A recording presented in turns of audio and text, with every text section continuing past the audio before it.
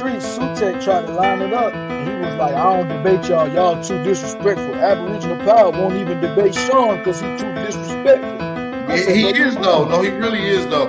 I can't really like you, bro. You cool, not a coincidence. I actually chop it up with but niggas that come off too heated and disrespectful, like I said, I'll debate you, bro. But we gotta get in the ring first. If you want to be disrespectful like that, at least disrespect me in the ring, bro. Let's start now, bro. Can you disrespect me in a cage, bro? Like, I'd rather just do that. Then we go straight from the cage. I mean, put your ice on the way to the motherfucking computer, and we'll debate directly after that, nigga. Shit. That's why I don't do these.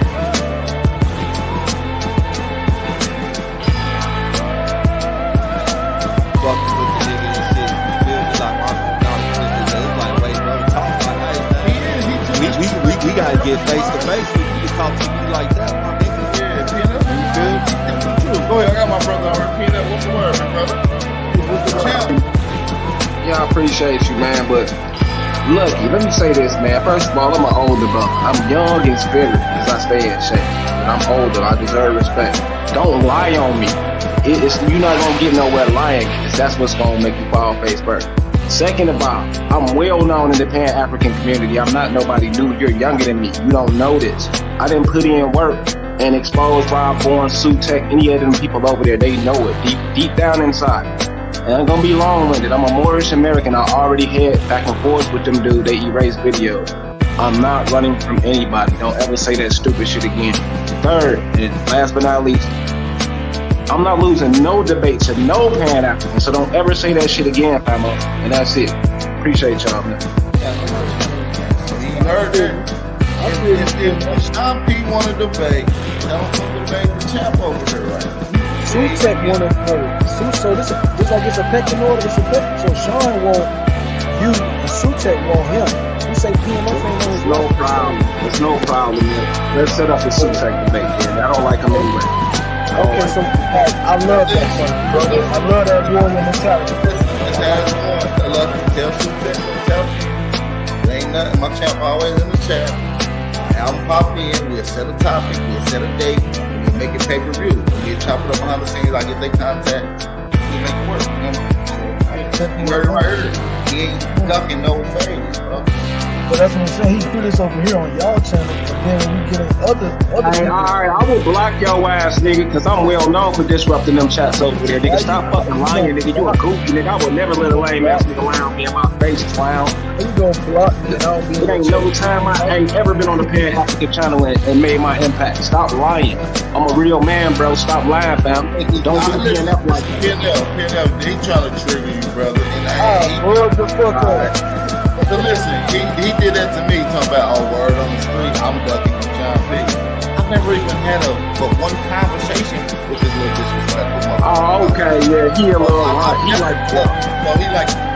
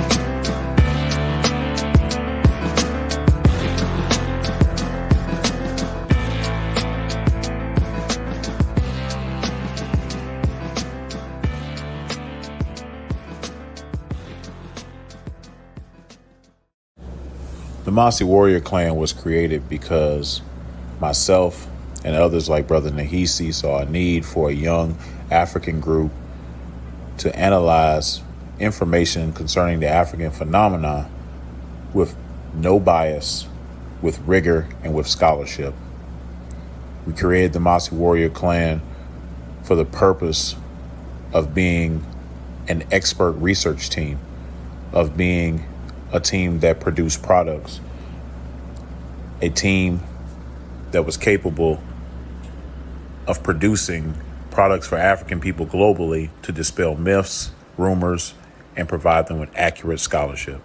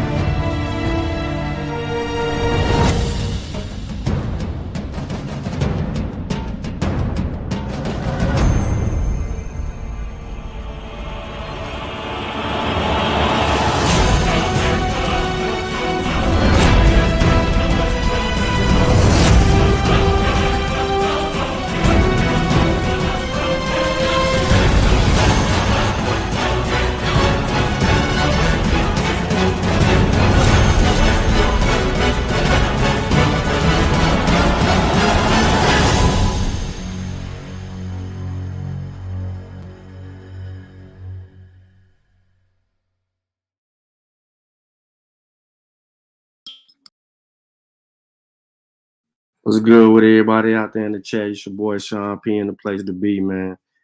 It looked like my Mac updated and I gotta fix some in my settings to get the camera to work, but it is what it is, man. I appreciate everybody for tapping into the show tonight. I know it's a little late in the evening for some of you on the East Coast. Those of you who are on the West Coast, you like cool, some around your time of day. Those in the South, well, Central Standard Time. You know what I'm saying? It is what it is. Yeah. So I'm not gonna drag this out. What up to everybody in the chat? What up, Lucky? What's up, Africulture Concepts? What's up, Donnie? Sister Ballard. Thurman was good with you. Baloo was good. Juju, I seen you in the building. I don't know if you're there. 9 times 9, what that math do? Those of you who have not commented in the chat, and those of you who are catching the replay piece to you, please like the show, share the show. It's an intricate show. It's gonna be all scholarship. It ain't gonna be too many. I'm not even gonna refer to the links that I have in the description of the video. I'm going all scholarship, right? So I want to apologize to you now for your listening comprehension, because you're going to need that today. I'm gonna get directly into the smoke, right? So I told you all about this dude right here. He is the fascist leader of the I said fascist, my bad. He's the fearless leader of the Aboriginal community. He is where they get all their information and paired it. He even got a video on the Israelites, kind of crazy.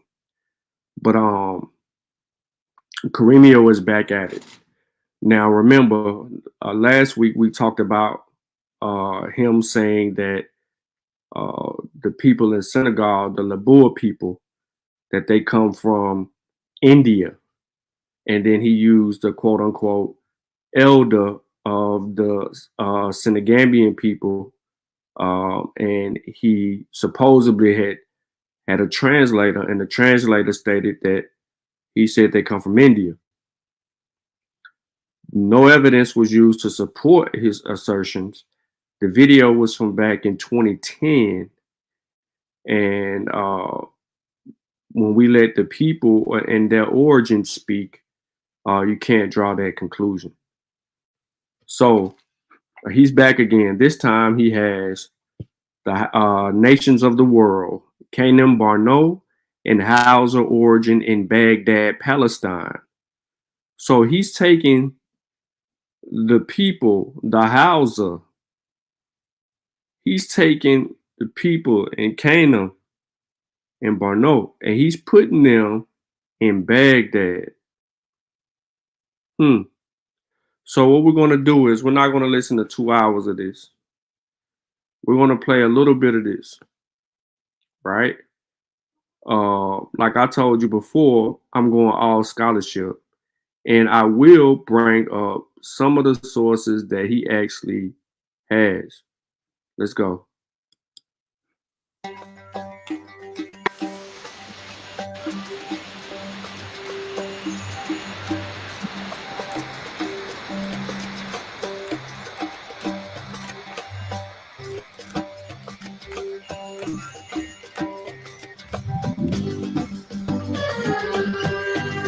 Bro, you killing me with the music, bro. And that ain't even how they don't even rock like that.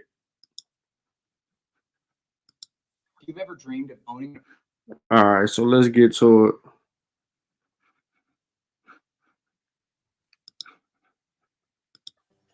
I hope you guys enjoy the presentation. So let's get started. Yeah, let's get started. So again, today we're talking about the All right, so first things first. We're on Pinterest. And he has the real Hausa culture, Nigeria, African people, Africa, African.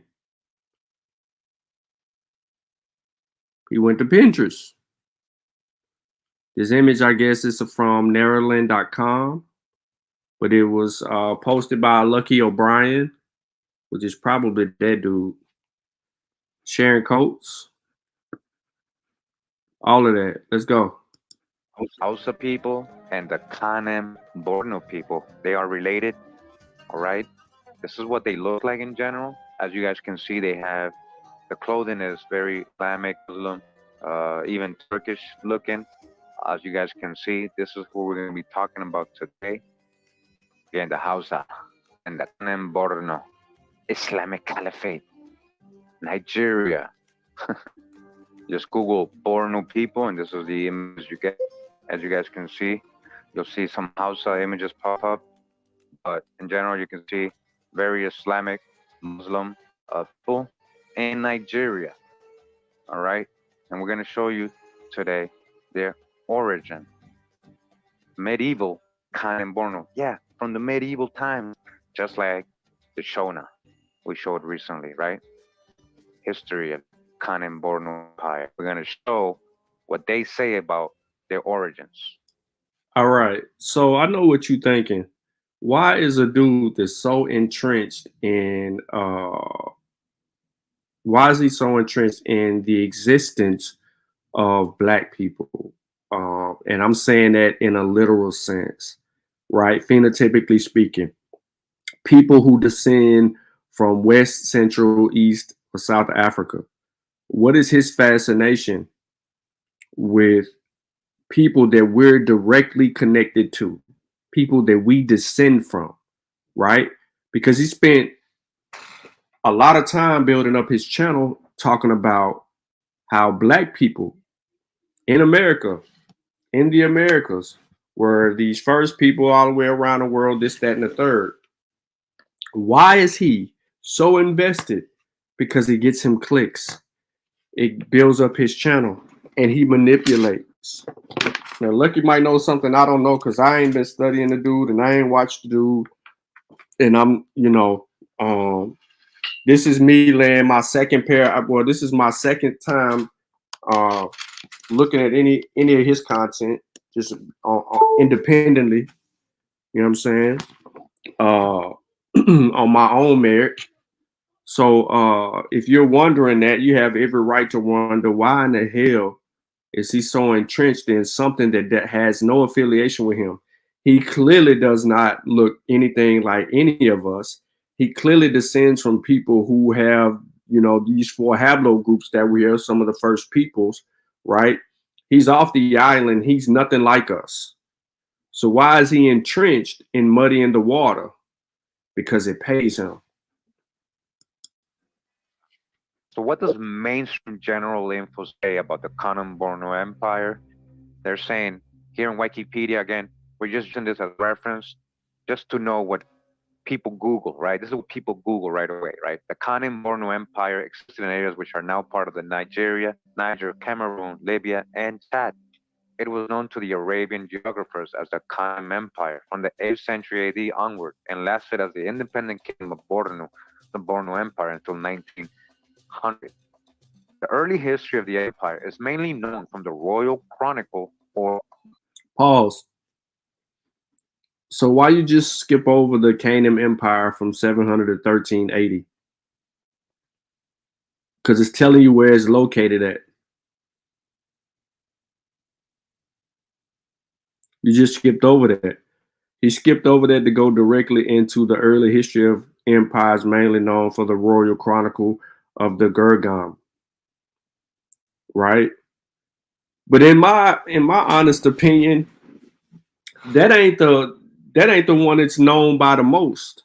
When you're talking about Canaan Barno, the Kano Chronicles in West African history is essential to Canaan Barno and the history over there.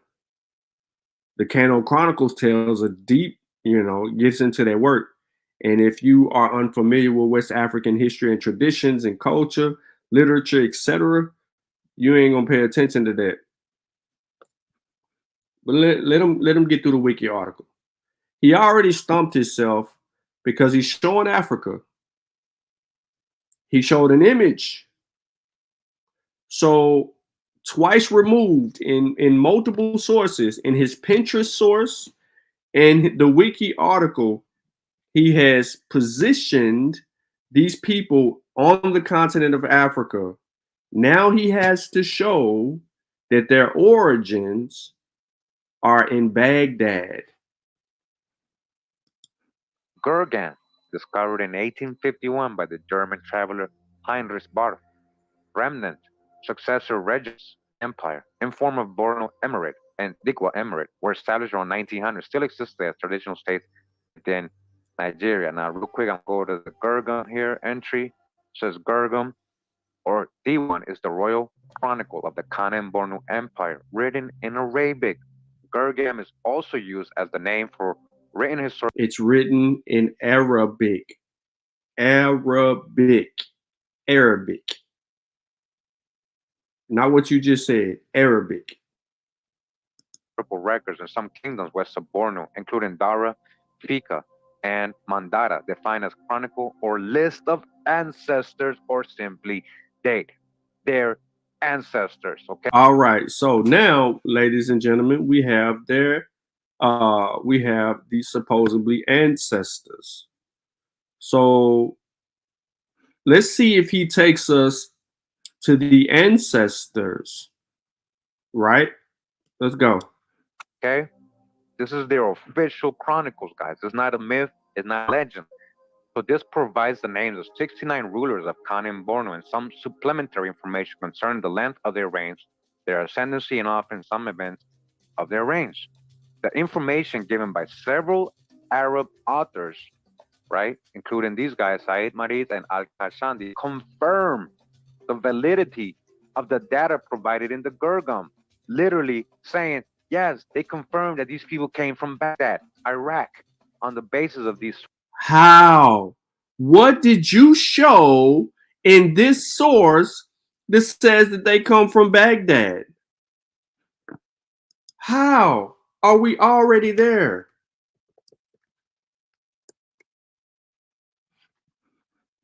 Okay, hold on, y'all. Share my tab. We're going to come back to his video. Here's his source. I'm going to zoom in. Here's his source. So let everybody know that we're here. He went all the way. He went right here and said these people confirm that they come from Baghdad. Nowhere on this source does it show that they come from Baghdad. So let's look, defined as the chronicle or list of ancestors. Let's see where their ancestors come from. Hold on, I ain't even got to do that. First ancestor, ladies and gentlemen, Dora is a town and local government area in Katsina State, northern Nigeria. It is the spiritual home of the Hausa people. The emirate is referred to as one of 7 true Hausa states because it is, along with Birim, Kano, Katsina, Zazu, Gobir, and Reno, ruled by the descendants of Bayajida's son with Darama and Magira, his first wife. Dora is a city that, according to the legend, in about the 9th century, Bayajida, a figure from Hausa mythology, arrived after his trek across the Sahara. Once there, he killed a snake, who prevented the people from drawing water from the well and local queen, Magajia Dorama, married him out of the gratitude. One of the 7 children was named Dora. The Kasugu well in Dora, where Bayajida is said to have slain Sarki, has protected a wooden shelter and has become a tourist attraction. You see on the map, there is the town, Dora.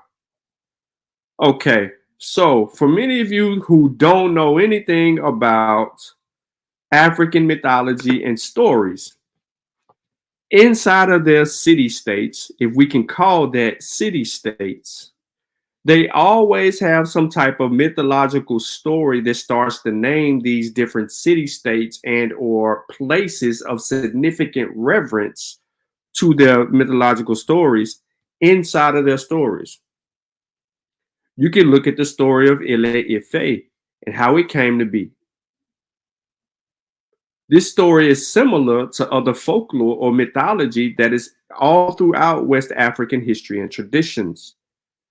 But ladies and gentlemen, none of this puts these people in Baghdad. But in his video, that's the Dara. Let's pull up the Fika. Watch the consistency here. The Fika Emirate is a traditional state with the headquarters in Potiskum, Yobe State, Nigeria. The old Fika Emirate was a multi-ethnic emirate that, according to tradition, dates back to the 15th century. The Bole people, already converted to Islam, were said to have moved to the current location from a settlement named Daniska in 1805.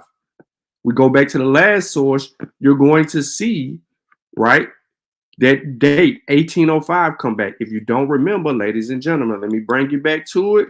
We were just there at the history. Look, in 1805, during the Fulani War, Dora was taken over by the Fulani warrior Malam Ishiku. So during this same time, there was a Fulani war. The headquarters of the Emirates was moved to Fika town to Patskina in 1924. The current Emir Muhammadu Idrissa succeeded Al-Haji Abala Ibn Muhammadu Idrissa, who died at the age of 77 around March 2009, leaving 4 wives and 40 children. So this is a more recent state. Still, there is no Baghdad here. Let's go to the Mandara. Watch the consistency, ladies and gentlemen. The Mandara Kingdom, sometimes called Wandala, or the Kingdom of Medra, was an African kingdom in the Mandara Mountains of what is today Cameroon. The Mandara people are descended from the kingdom's inhabitant. Tradition states that the Mandara found shortly before 1500 by a female ruler, Supda, and a non-Mandara hunter named Gaia. The kingdom was first referred to by the Fra Moro in 1459 in Leo Africanus punk-ass writings. The province of its names remains uncertain. Medra is mostly likely the original name of the Mandara, one letter being obliterated in Leo Arabic's notes. Leo acknowledges the kingdom of Medra Mandara for their good governors and rulers. The inhabitants of Medra are rich and industrious people, visited often and great lovers of justice and and equity. The region of Medra is listed in the Africae Bula Nova in 1570. Leo Africanus visited the kingdom of Medra located in the south. This can be disputed because a lot of what Leo Africanus writes in his visits, in his quote unquote so-called visits to West Africa, are more like second and third person. Or other, basically he's writing what other people say they saw. Even still, no Baghdad. So we went to his second source and we've gained a little understanding of what's going on. So now we got Cameroon and then two other significant places in Nigeria. I'm going to unshare, reshare because it says my audio is gone. And now we should be caught up. So, ladies and gentlemen, according to his first source, he goes to a second source.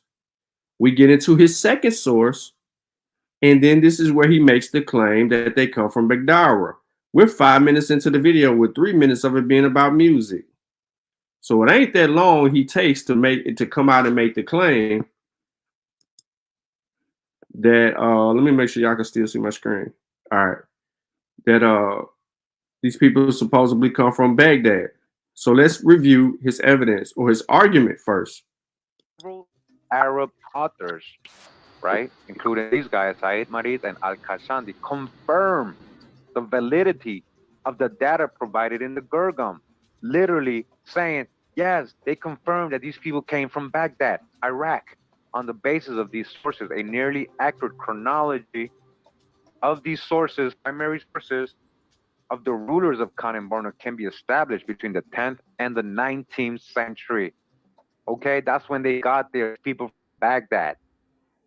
These people, large population of Nigeria, some in Cameroon, as we read here, the Chad, Niger as well. So you can actually accurately see. Okay, so once again, he bounces back and forth between his two wiki articles. In the first two wiki articles that he asserts, none of them say anything about Baghdad. None of them say anything about Baghdad, but watch his screens closely. He goes back between two sources and makes the assertion Baghdad is nowhere on the screen.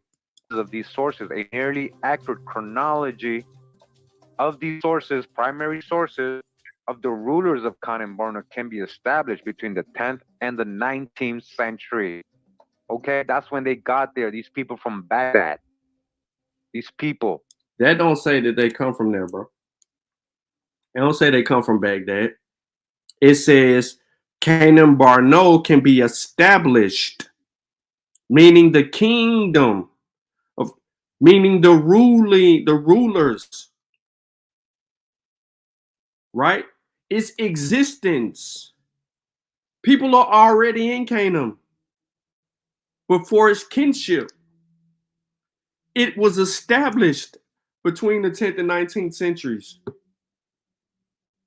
That's not saying that the origins, that's not saying that origins are from anywhere other than that. It is talking about the establishing of the Canaan. Barno. Bro, you don't know how to fucking read.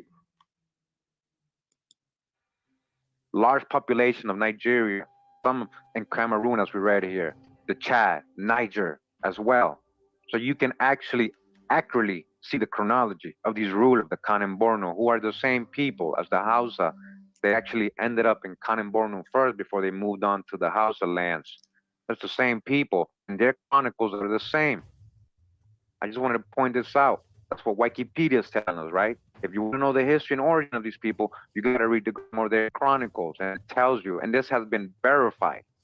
This has been verified. It's not just a legend or a myth, guys. What the science is showing us, the universe appears to be alive. It appears to be conscious. Near-death experiences. And this is what Wikipedia or mainstream says about the Hausa. They're saying they are a native ethnic group in West Africa. They speak. Oh, do you understand that? They are a native ethnic group in West Africa. So now, once again, ladies and gentlemen, we have established right? When we were dealing with Canaan Barno, we were in Africa. We never found anything that took us outside of Africa. Now we're dealing with the Hausa. He's going to do the same thing with the Hausa. But in him effing this up, there is a this is an opportunity, right? To understand how far the Hausas stretched in West Africa. Watch. If he says it. The Hausa language, which is the second most spoken language after Arabic and Afro-Asiatic language families. So they have populations in Cameroon, Ivory Coast, Chad, Central African Republic, Togo, and Ghana. But not just in Nigeria. It says here the history. Dauda, again, you guys are going to see Dauda is a queen who married the. Now, remember, I just went through this with y'all, so y'all are already up on game. We know this is a city in Nigeria, in northern Nigeria. It has a story behind it, a mythological story behind its existence because of that chronicle, right? So now that we know the Dara and its existence, we can go back to the mythological story of how it came to be in the 9th century. We know that. So we're there. I'm Xing out of some screens. My bad. So let's hit the boy out. Baghdad. And their children are a lot of. So where in that goddamn source does it say Baghdad again? This is the third time that he's insinuated something about Baghdad, and he has yet to show us an origin from Baghdad. Not a person quoting or saying any of this. He is using the Gurgum and claiming that is saying that the people's origins are from Baghdad. That chronicle never makes or insinuates that these people come from Baghdad. Ever. So if this is your source and these are your sources that you're using to make your argument, it is very weak and poor. But we're going to listen a little bit more. Yeah, he don't know how to say Arabic. The founders of the continental Hausa states. So it says Dauda in northern Nigeria is the oldest city of Hausa land. The Hausa of Gobert, also in northern Nigeria, speak the oldest surviving classical vernacular language. Now, right here it says in the 7th century that Dala Hill in Kano was the site of a Hausa community that migrated from Ghana and engaged in iron working. Iron Age people, just like the Shona Bantu, the Hausa Bakwa kingdoms were established around the 7th to 11th. Pay attention to the screen, ladies and gentlemen. We are still in Nigeria. We ain't went nowhere. The only thing that he could add to that is how far the Hausa stretched. You will see some in Ghana, Cameroon. You know what I'm saying? You'll see the Hausa. The Hausa has reach. It's millions of them. Centuries. Well, that's a lot of years. Which one? Of these, the kingdom of Dara was the first, according to the Ajayi, the legend. Okay, according to the legend. According to the legend, ladies and gentlemen, he just look. This is how bad he just killed himself. It's very ignorant for anyone to try to contradict what they know of their own ancestors. So just real quick, the Hausa Bakwa kingdoms were established around the 7th and 7th centuries. Well, that's a lot of years. Which one? Of these, the kingdom of Dara was the first, according to the Ajayi, the legend. Bam. According to the legend surrounding most West African states before the 19th century, the founder of the Hausa states. It says West African states. Legends surrounding most West African states. But the beauty about this is he pulls the source up. Okay, according to the legend. It's definitely not a legend. We're going to read the information. We're going to read the history of these chronicles, so you guys can see. And it's actually the official story of the palace officials, of the royal lines. They know their history. is very ignorant. So if this is, ladies and gentlemen, he said this is official, right? Official, like a referee with a whistle. So this is official. So there shouldn't be no other stories because this is official. Of anyone to try to contradict what they know of their own ancestors. We're going to get into it, guys. I want you to see the Bajajida was according to the legends surrounding most West African states. Before the 19th century, the founder of the Hausa states. All right? The legends surrounding most West African states. More than just a legend, guys. It's the founder of the Hausa states. Most accounts say that Bajajida came from Baghdad. Bajajida came first. Pause. Bajadida was, according to the legend surrounding most West African states before the 19th century, the founder of the Hausa states. Most accounts say that Bajajida came from Baghdad. Bajajida came first to Borno, where he was given one of the Maya's daughters as wife, and then later lived for a while in the Hausa land, where he married the queen. Let's pull his source up. God damn, why we gotta do this? So now, all the other sources that he showed us, ladies and gentlemen, never had Baghdad in it. This is the first source that he shows us. But he tries to downplay the word legend. So it says most accounts say that the Bayajida came from Baghdad, that he, the Bayajida, was according to the legends, okay?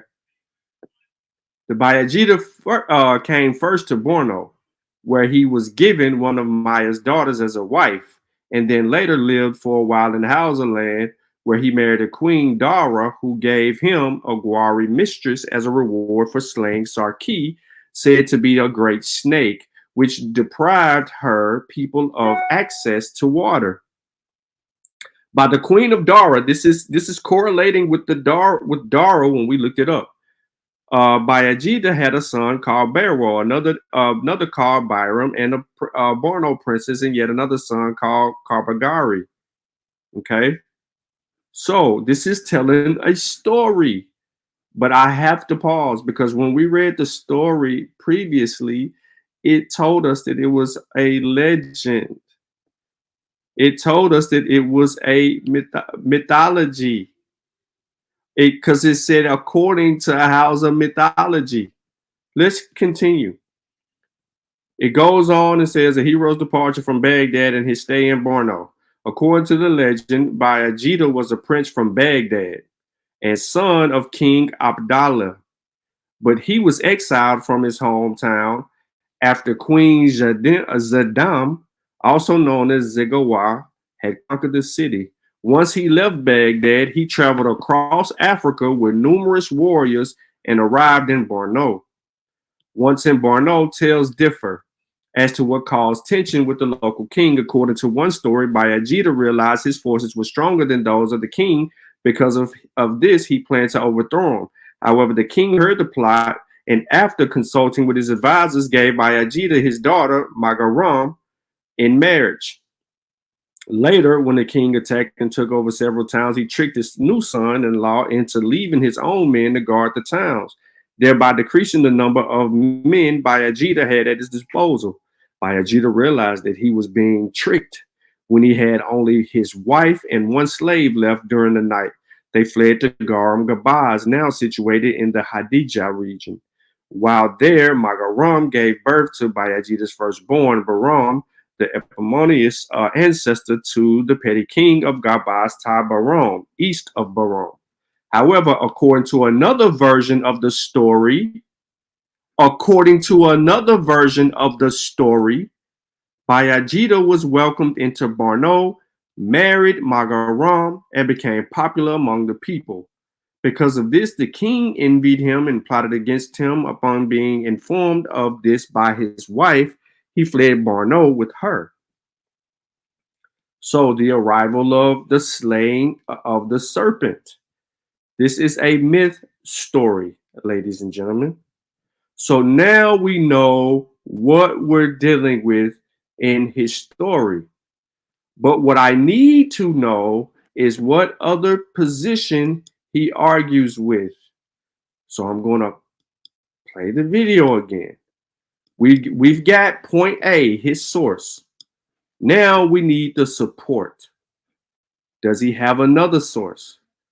Let's go. Borno, where he was given one of the Mai's daughters as wife, and then later lived for a while in Hausa land, where he married Queen Adara, who also gave him Wadi mistress as a reward for slaying Sarki, said to be the great snake, which deprived people of access to water. So we're going to read actually in one of these books today, guys, historical, that by snake, they meant the snake clan, a people. By the Queen of Dara, Bajajida had a son called Bawo, all right? Another Bidam, Borno princess, and yet another son, Karbagari, by his Gwadi paramour.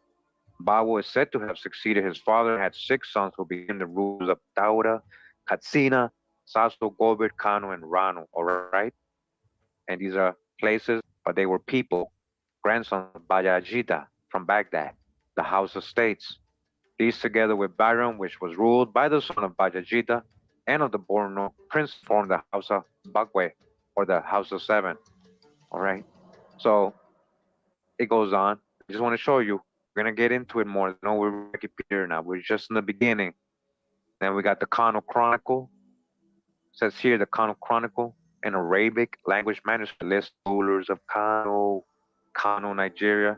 See what they look like? They got mosque. Islam is big. Original people coming from the so-called Middle East. A lot of these people. Now,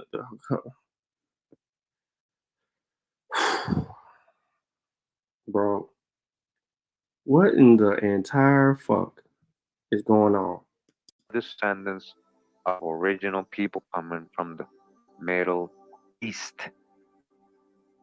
This is why I stopped shopping on Amazon, Yes. and you should too. Don't spend another dime on Amazon until you watch this first. Watch this. I can show you how to get the sweetest deals online when you shop from major retailers like Amazon. Out of Africa. So this is what I'm trying to tell you guys. You see Hausa rulers, lineage of the Baghuda dynasty. You see Bawo, the son of the Baghdad prince, and so on and so on.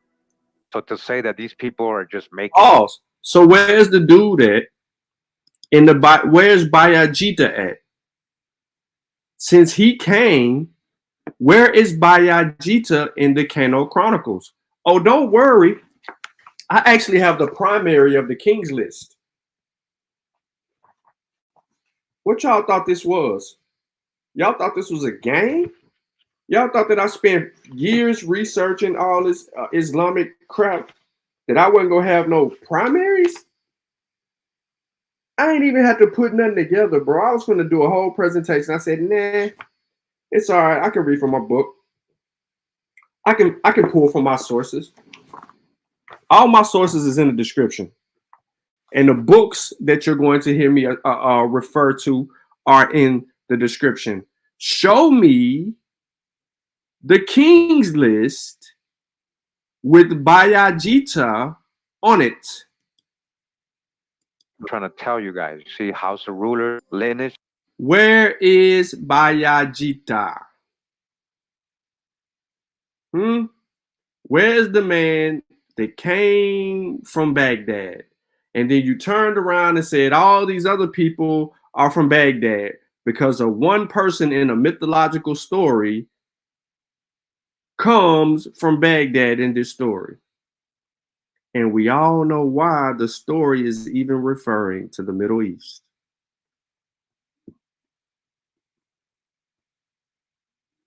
We all know why.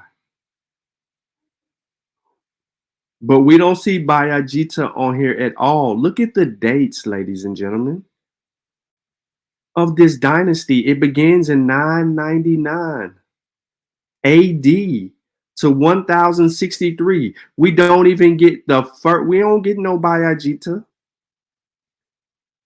Warisi. is the next in line from 1063 to 1095. We don't get no Bayajita. Who are these people on the ruling list? Of the Bagauda dynasty. You see Bawo, the son of the Where is Bayajita? Where is this, Baghdad person?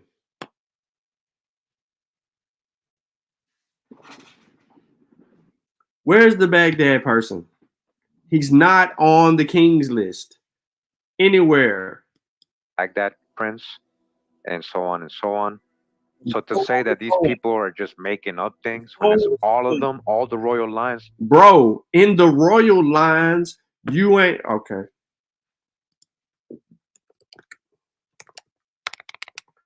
In the royal lines, you have not shown the Bayajita. Bayajita is your only source. A mythological story, your only source, right, to Baghdad. So since you tried to downplay it real quick, here you go. The list of the Kano Chronicles and the Bayaguta dynasty. Here we go.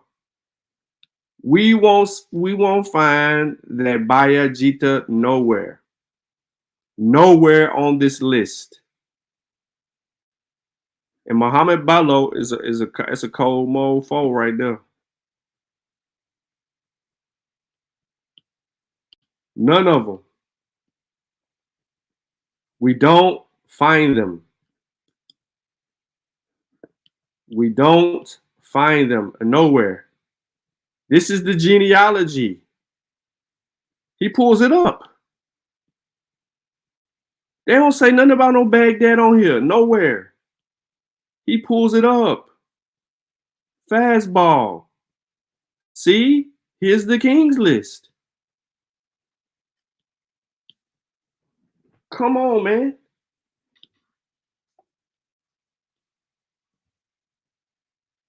No, none of these people are from Baghdad. Not a single migration from Baghdad. None of them. Not one. 43 rulers, none from Baghdad. Now, in reference to the Hausa, they have a proverb that's called, each end of the fire has its smoke. And I'm here for it. Even the Niger has an island. Everything done to a free man, he will pay back except digging a grave. I got one more for you. The road to the Gold Coast, far away and profitable.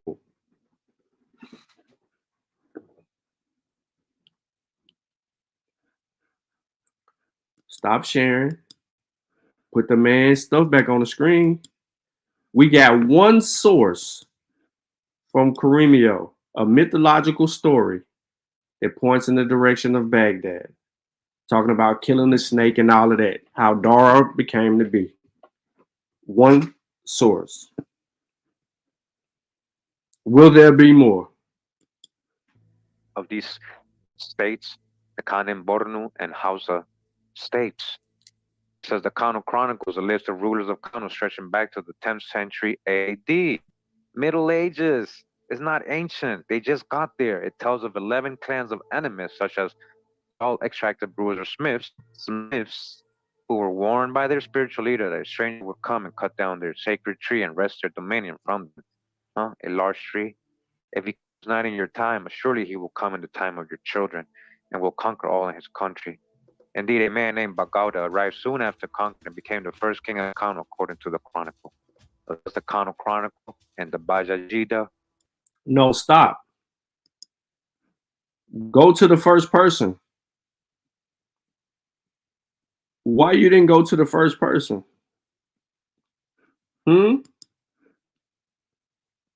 What's up with that?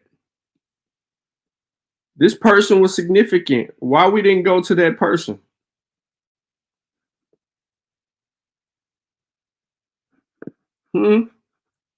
Please tell me why you didn't go to that person. Look, y'all.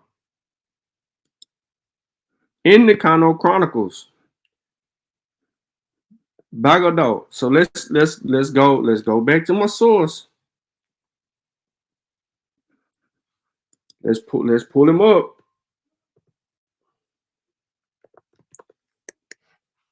What's the significance?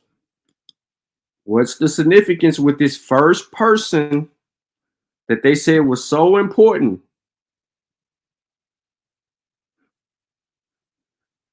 He was the first king of Kano, reigning from 999 to 1063. He established a dynasty which would go on to rule the states for over 800 years, according to the Kano Chronicles. All subsequent kings and sultans of Kano descend from him. So where he from? His father was Beowulf. Where is he from? There is no mentioning of Baghdad or the Middle East in this dude's origin. Ladies and gentlemen, none. No mention.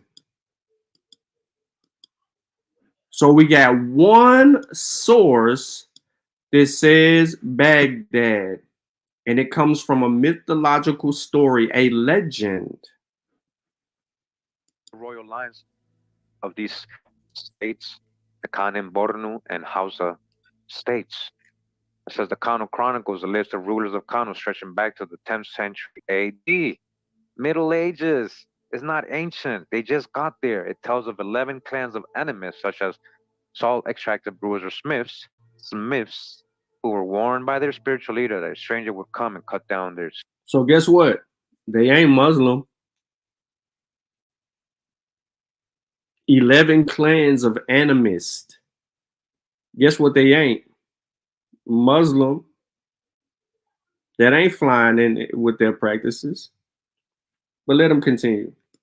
Sacred tree and wrest their dominion from them. A large tree. If he comes not in your time, surely he will come in the time of your children and will conquer all in his country. Indeed, a man named Bagauda arrived soon after conquered and became the first king of Kano, according to the chronicle. So that's the Kano Chronicle and the Bajajida, two of the main sources for the Hausa people and the Kanem Bornu Empire of Africa. Real quick, just going to read this article right here, guys. It says here, towards a less orthodox history of Hausa land. This is from the Journal of African History, Volume 20, Number 2, 1979, by J. E. G. Sutton. So basically, right away, this article. The Journal of African History, printed in Great Britain, towards a less orthodox history of Hausa land. This is its source. It says, defined as the area where Hausa is first language of most of all the population, Hausa land is enormously extensive. This observation holds good, even if we exclude those districts, such as Yara in the west and Bakni in the southeast, where the effective Hausization of both town and countryside has been occurring in recent centuries, and especially since the Sokoto Jihad, and also exclude the numerous districts in Nigeria and beyond where Hausa has long been employed as a lingua franca. I'm reading this to you because I don't think that we're going to get context from this source. But let's see what he says. Scholars trying to basically emphasize why are they disregarding the Bajida legend of them being back? Why are they only taking it as myth or legend? And he's going to say some things to point certain things out. He's going to show us again. As we read these historical books, a lot of these. He says he's going to show us.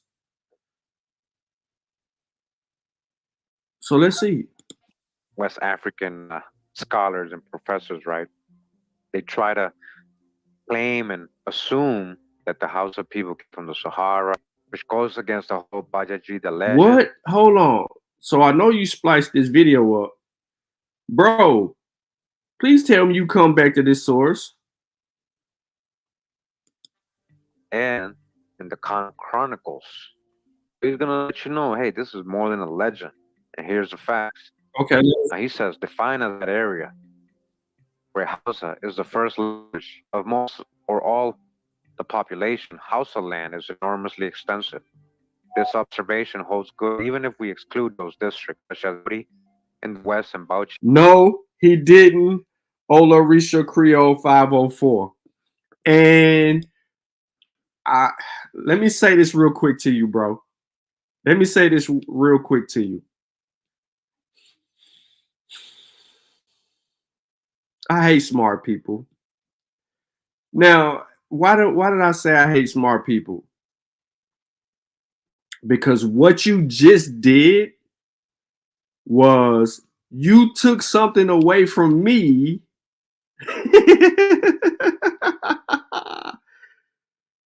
You took something away from me, bro, that I wanted to use. So since you already said it, right? Since you've already said it, I'm going to add to it. If you go read down the article, it says Bayajita's story inspired a comic book adaptation titled Bayajita, an African Legend, adapted and written by Claude Opera and drawn by Ibrahim Yakubu under an African Legend comic series.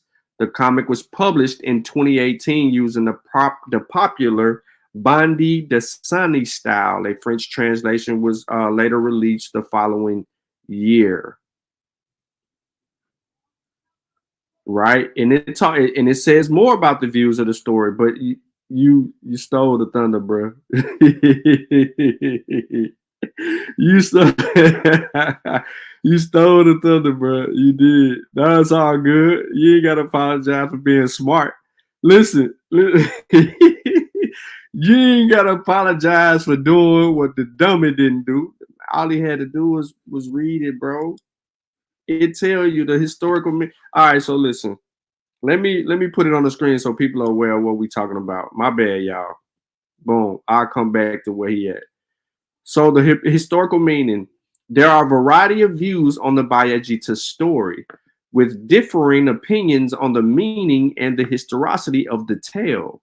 Some scholars suppose that Bayajita is a historical person. The founder of the seven Hausa states and the contemporary Hausa royals, especially those in the Dara and the Zawa, trace their lineage to and draw their authority from him. See the Kano Chronicles. By contrast, others claim that Bayajita never existed. Okay, there's more to it. Halem argues that Bayajita represents a folk personification of the supporters of Yazid, a 10th century Kharijite Berber rebel whose followers fled southwards from North Africa after Yazid's defeat by the death in the hands of the Fatimids. According to this theory, the Hausa states would have been founded by the Kharijite refugees in the 10th century, and Elizabeth Espie, in her book, A History of African Societies in 1870, suggests that Bayajita's story in Borno prior to arriving in Hausa land is perhaps a folk memory of origins of the Borno borderland, or a reflection of the Borno political and cultural dominance. Symbolical history. One of the views is that the story of the marriage of Bayajita and Dorama symbolizes the merger. This is what they say. The merger of Arab and Berber tribes in North and West Africa. Biblical anthropologist Alice Lindsley maintains that Bayajita's closest biblical counterpart is Cain. Cain is said to have fled from his father, married a princess whom he has yet met at will, and was involved in metalworks. Most of the heroes in Genesis met their wives in sacred wells or springs. Abraham married, see there? We're going there. But what I told y'all earlier is right there later on in the article. Hold on one second.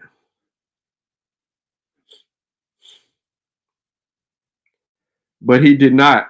He didn't read the full gist of the story. So I want to get back to him, but I need to let y'all know that this is his only reference to Baghdad is right here. His only reference. A tale. He don't have no supportive archaeological record that will give him anything other than that. This is his only encounter. So we're gonna come back. We're gonna come back. Because now he's saying this author right here, J.E.G. Sutton, is going to give him supportive evidence. And the southeast, where effective Hausaization of both town and countryside has been occurring in recent centuries, and especially since the Sokoto Jihad, and also exclude the numerous districts in Nigeria and beyond where Hausa has long been employed as a lingua franca, or the main tongue. Such a vast geographical extent demands an historical explanation, and since sharing a language implies not just the ability to communicate, but also some sense of identity, a powerful cultural movement has to be discerned. This cultural movement, the emergence and spread of Hausaness, so to speak, should, I shall argue below, be traced to the beginning of the present millennium, Middle Ages. The early history of the Hausa land is not dependent exclusively on such general linguistic and cultural considerations. Don't go off that. Together with some sporadic leads from the poorly developed yet developing fields of archaeology and placement. So again, they have no real archaeology, and they're not using the linguistic or the cultural. How the fuck are you arguing that someone ain't using the linguistics and someone ain't using anything because a guy said, look, this is what the guy writes. The early history of Hausaland is not dependent exclusively on such general linguistic and cultural considerations, together with some sporadic leads from the poorly developed yet developing fields of archaeology and place names. Okay? For Hausaland is blessed with some written sources on its own, which though their known versions are mostly no earlier than the 19th century.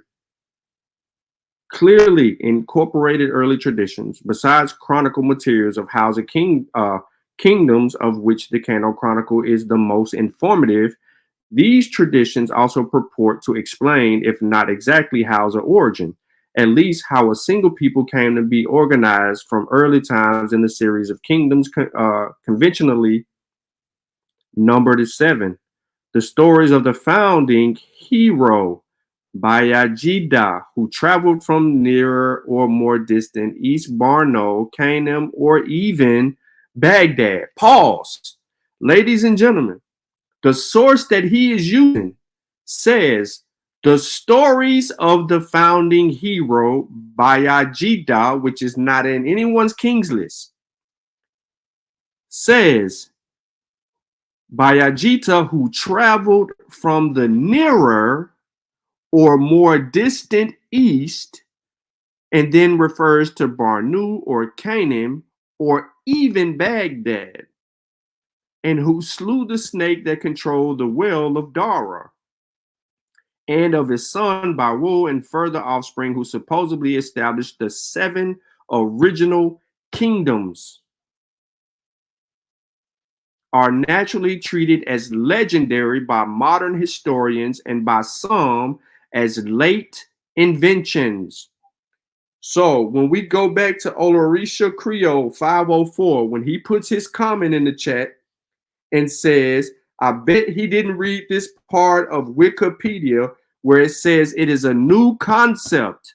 Ladies and gentlemen, his source down here at the bottom of the screen is going to tell us that this is a late invention. And then it gives us a source. I know what y'all thinking. Sean, why don't you just pull up his source? Now, we got to let him read it first. Then we're going to come to his source. I really don't even want to come to none of his sources. I got all my books right here. I'm ready to give y'all origins. People to really research and understand their origin. See? Yeah. I can't get the thing to go away. Is what he's saying. For Hausa land is blessed with some written sources of its own. They got their own written history, right? Which, though their known versions are mostly no earlier than the 19th century, clearly incorporate early traditions. Beside chronicle materials of the Hausa kingdoms, of which the Kano Chronicle is the most informative. Go again, the Kano Chronicle, earlier traditions of the Hausa kingdoms is the most informative. Their chronicle. These traditions also purport to explain, if not exactly, Hausa origins. The Kano Chronicle explains the Hausa origins, at least how a single people came to be organized from early times in this series of kingdoms, conventionally numbered as 7. The stories of the founding hero, Ajayi, who traveled from the nearer or more distant east, Bornu, Kanem, or even Baghdad. So that is the route him and his people entered through Kanem Bornu first empire, and then they ended up in the Hausa lands. And who slew the snake that controlled the well of Daura. Again, we're going to read that was a clan, a people. And his son Bawo, further offspring who supposedly established the 7 original kingdoms, the Hausa Bagwai. And you got to say supposedly, their legend is not supposedly to them, are naturally treated as legendary by modern historians and by some as late inventions. You see, modern historians are treating this as a legend. But you guys got to understand, this is the chronicle of their royal... No, it's not a chronicle. It's not a chronicle. It's a legend. It's not a chronicle. Why are we playing this game? Why? Officials, this is their origin story. They're more than a legend. This is their genealogy. I showed you guys earlier the table. Oh, when you showed us the goddamn King's list, there was no Bayajita on the King's list at all. Period, point blank. We got the king. His name was Bagado, or if you pronounce it as Bagado, Bagauda. Their ancestry, their story. But again, modern historians are treating it as a legend because you got to understand why. That would rewrite history. Remember, everybody's supposed to be coming out of Africa, not out of Baghdad, not out of Middle East, right? Remember what this dumbass nigga, no the fuck. Thomas said, Black Asiatics. So they're treating it as a legend now. Because again, it goes against their whole... Aha! Aha! Ladies and gentlemen, we have now come to the reason why he is doing these videos. He had just taken a people out of West Africa and put them in Baghdad, and then turned around and insinuated that I thought these people were supposed to be coming out of Africa. They are coming out of Baghdad. So he is proposing an alternative theory right before our eyes and ears, and thinks that we can't read his goddamn screen. So the source that said that this was a late invention states that this critical attitude need not deny the historical value of the interpretative approach to these traditions, myths, tales, and their variants. His source is calling these myths, tales, and their variants. He goes on to say, some variants are noted and discussed by W.K.R. Hallam in the Journal of African History, Volume 7, on 47 through 60. His suggestion that Bayajita legend may be fitted into a series of events which occurred in both north and south of the Sahara in the 10th century AD is surely an attempt to be too specific. Standard secondary accounts incorporating these traditions can be found in S.J. Hogbin and A.H.M. Kirkgreen, The Emirites of Northern Nigeria. Michael Crowder's The Story of Nigeria, and then A History of West Africa by somebody else, which I can't see on the screen. Indoctrinated history of out of Africa theories. That's why. It will rewrite history. This point has been made by M.G. Smith, among others, while Abdullahi. God damn, boy, you quick. Boy, you was quick on that. I ain't gonna care. You were so quick on trying to scroll past that you ain't even want to. Yeah, you was super quick, bro. You was super duper quick. Woo.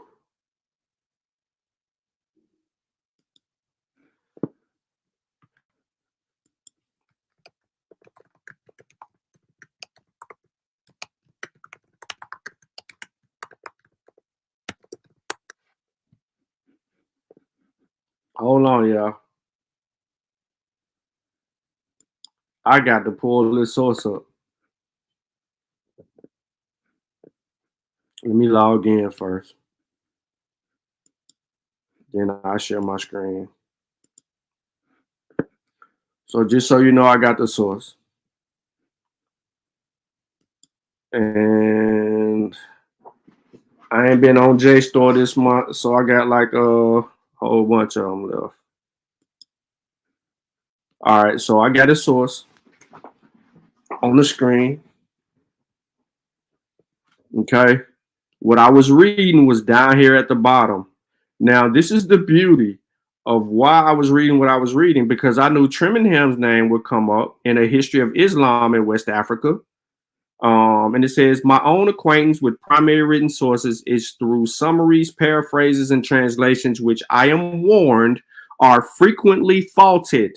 Ladies and gentlemen, the author admits that there is frequently faulted material in some of this stuff. He says there is also, or has been, a considerable body of rural oral traditions in the various regions of Hausa land, much of it apparently contrasting in tone, if not detail, to with the more official royal and town histories. Such local traditions alluded to in some of the secondary literature, but rarely presented in detail.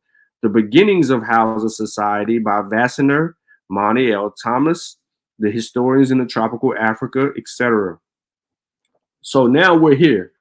Abdullah Smith has gone further, not only in emphasizing the doubtful authenticity of this cycle of legend, but also in ignoring the origins of the Hausa kingdoms, the true seven and illegitimate ones alike, were anywhere secondary developments among the people already long established as Hausa in their present territory.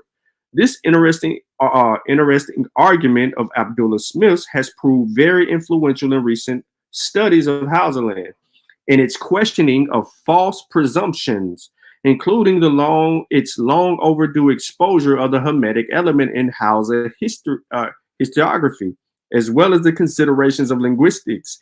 It is indeed refreshing, but the manner in which it utilizes the linguistic evidence to arrive at a longer time scales and ironically to continue to argue a northern origin is conspicuously odd, as is also, I suggest, the assumption that the Hausa culturally transformed themselves from stateless to state systems in the midstream. Before elaborating these criticisms, certain general observations of the recent historiography of Hausa land would be a posit. There are necessities somewhat impressionistic. Okay, I did not add this source in the description. I will drop this off in the chat.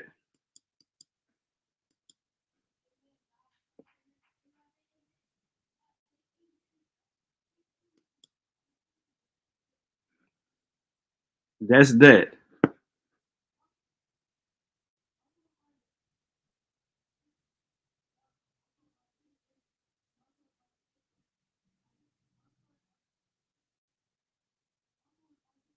What y'all talking about? Trying to sell it? Yeah, bro. Like crazy, bro. Crazy. All right, so Do y'all? All right. Let me spare y'all. Nah, you know what? You know what? I ain't finna spare y'all. I ain't finna spare us. Hold on, we got a little bit more to go. We waiting for his source. So now he shows us a source. Remember, his source was a wiki article that referred to Bayajita. Now he's brought us to an article that is also referring to Bayajita. However, we are now on page 180 of his reading, and I don't know how much longer he's going to go in this source, but it looks like he continues to go into this source, and then he switches and goes to something else he Googled, Africa, its people and their culture, and he highlights the Hausa, and then he comes up out of that, and then he gets into another book, An Introduction to the History of West Africa by J.D. Page. I still don't think that he finds what he's looking for in that. But so now we know that the Bayajita is his origin. All right, so listen, let's get to it. Let's get to it. Let me do my thizzle. Hold on one second, y'all. Un momento, por favor.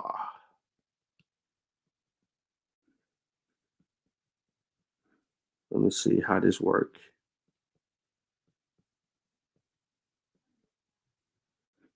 Overlay. Yep. All right.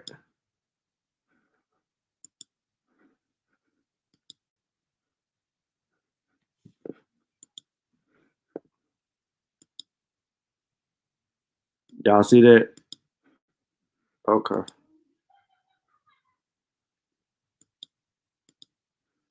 All right, if I need to share my screen, y'all will see my screen. But for now, I'm putting the Hausa.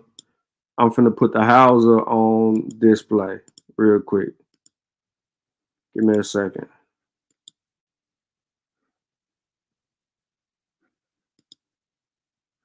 All right, there we go. So these are the Hausa. They love to ride horses and the whole 9 yards. But I want to take y'all to some of my sources real quick because I want to get into some real history. So we talking origins of the Hausa and Kanem Barno. I'm going to deal with the Hausa first, and then I'm going to come back to the origins of Kanem Barno. So the traditions of the Hausa state situated in the land. I'm reading from A History of West Africa to the 19th Century, Basil Davidson.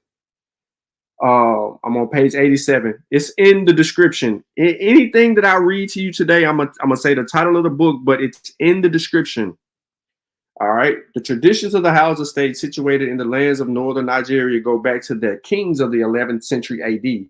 Perhaps these kings were related to the men who would later help to build the Masi states further to the west. What channel y'all on? The Masi Warrior Clan YouTube channel. Basil Davidson states that some of these kings will later build the Masi states? And you thinking we coming from Baghdad? Okay, let me show you something. Their history is in any case an ancient one. According to the Kano Chronicles, a collection of Hausa traditions written down many centuries later, and whose dates, of course, are not exact. The first Sarki or king of Kano was Bogada, who came to power as early as 999.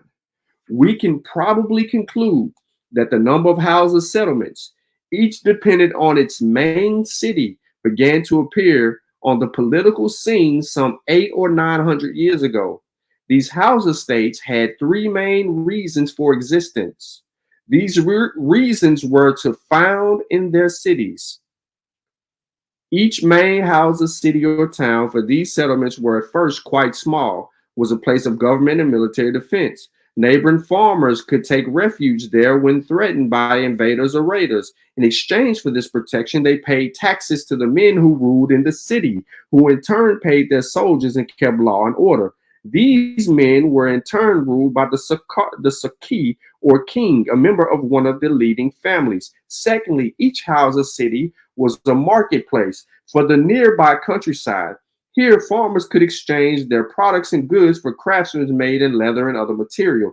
Thirdly, each Hausa city became gradually a center of international trade. It became a place for the exchange not only for local produce, goods, but also goods brought from North Africa and Egypt, from the rest of the Sudan and Ghana.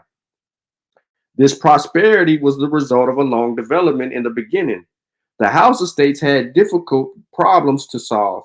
Before they could grow strong and wealthy, they had to build their power in their cities and extend this power over the neighboring peoples of the countryside. Many of these peoples had their own ways, their own religious customs and beliefs. Should the new Hausa rulers impose their own customs and beliefs on the peoples of the countryside, or should they let these people worship or as they wish? The question was certainly much discussed in towns like Kano. The Kano Chronicles offers a nicely framed illustration of how this kind of problem, according to this tradition of the Sarki in 1290, was certain Shakara. One day Shakara's counselor came to him and complained of the disloyal talk that they had heard among the country people coming into town. Well, the short side of the story is that it went up.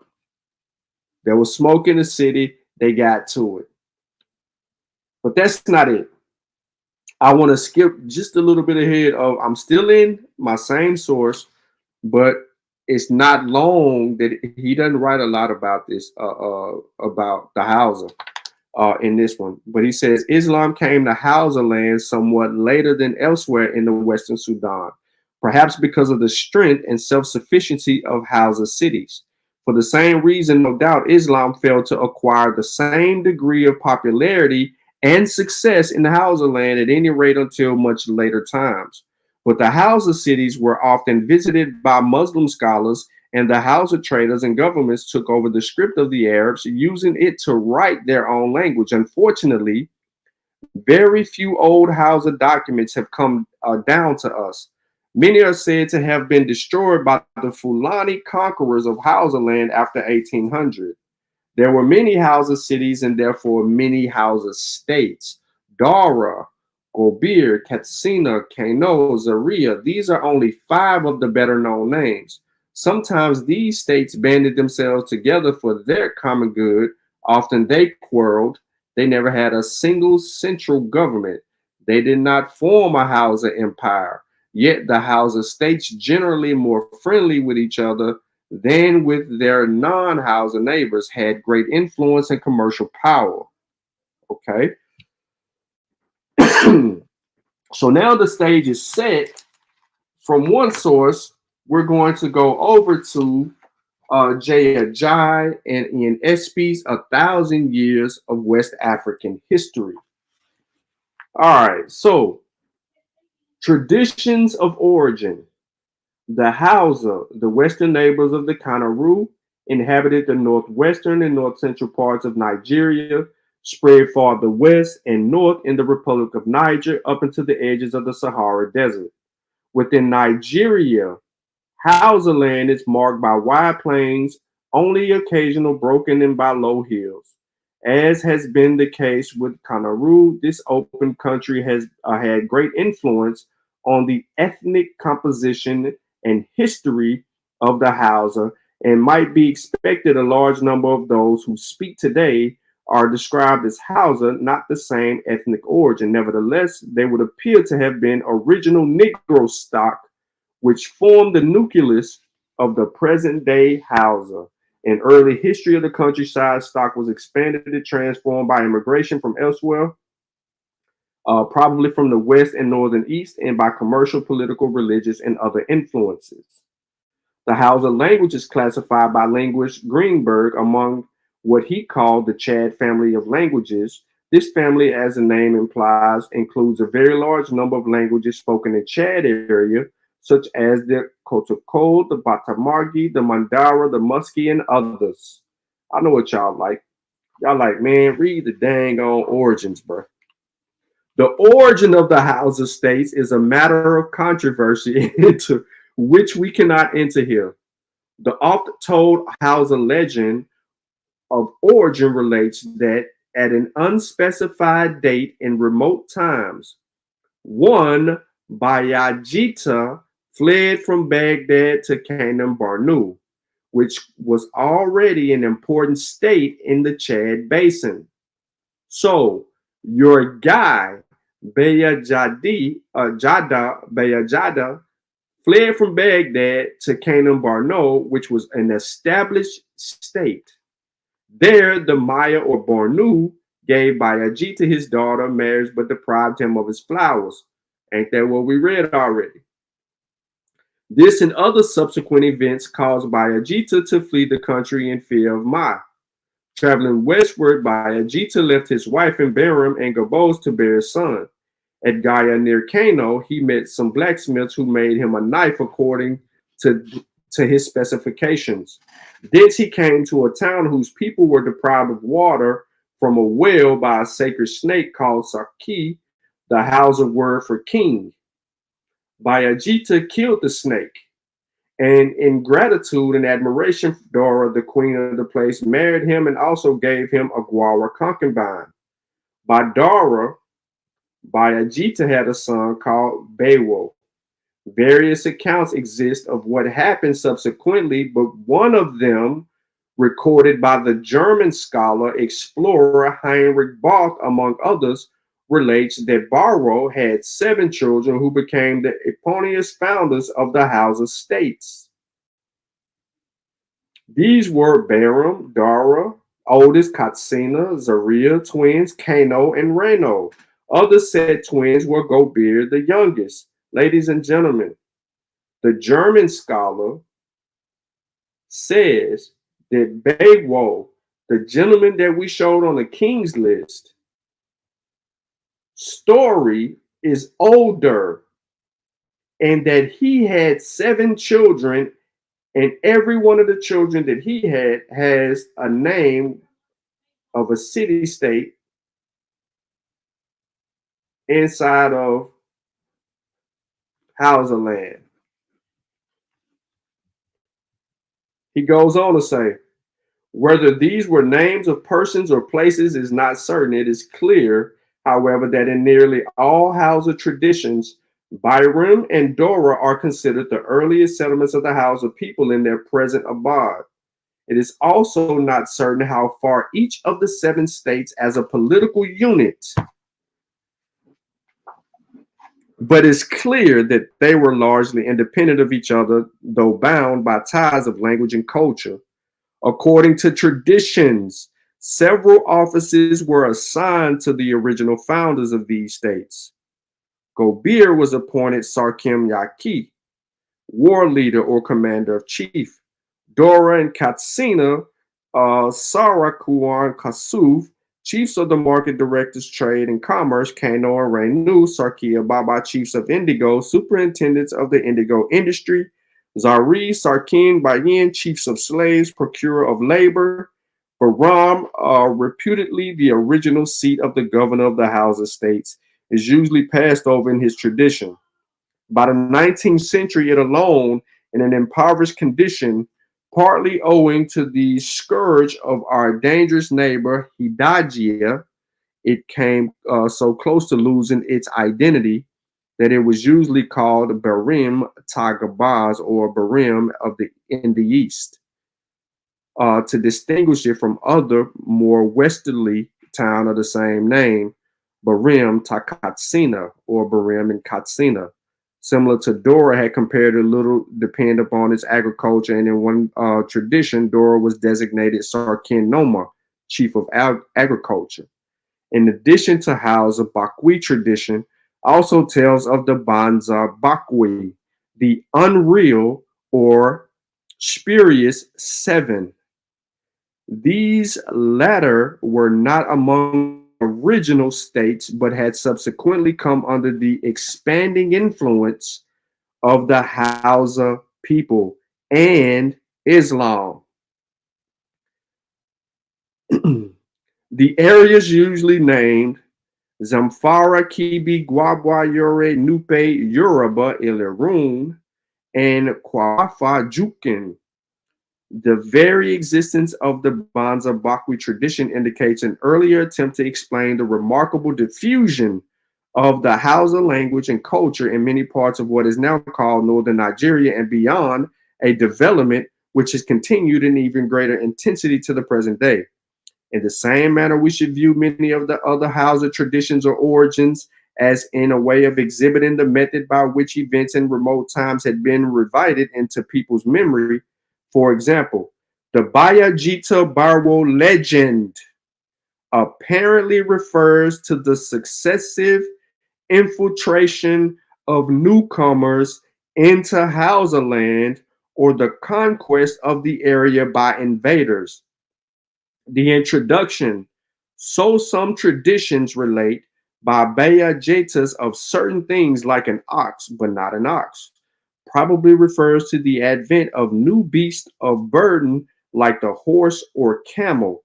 The story of killing of a sacred serpent might suggest a change in people's religious beliefs and practices, and the marriage of Queen Dara, after which the people of Dara spoke no longer of the queen, but of the Mai Kashim Sarki, the slayer of the Sarki snake, seems to suggest a change from matrilineal to patrilineal system of monarchical succession.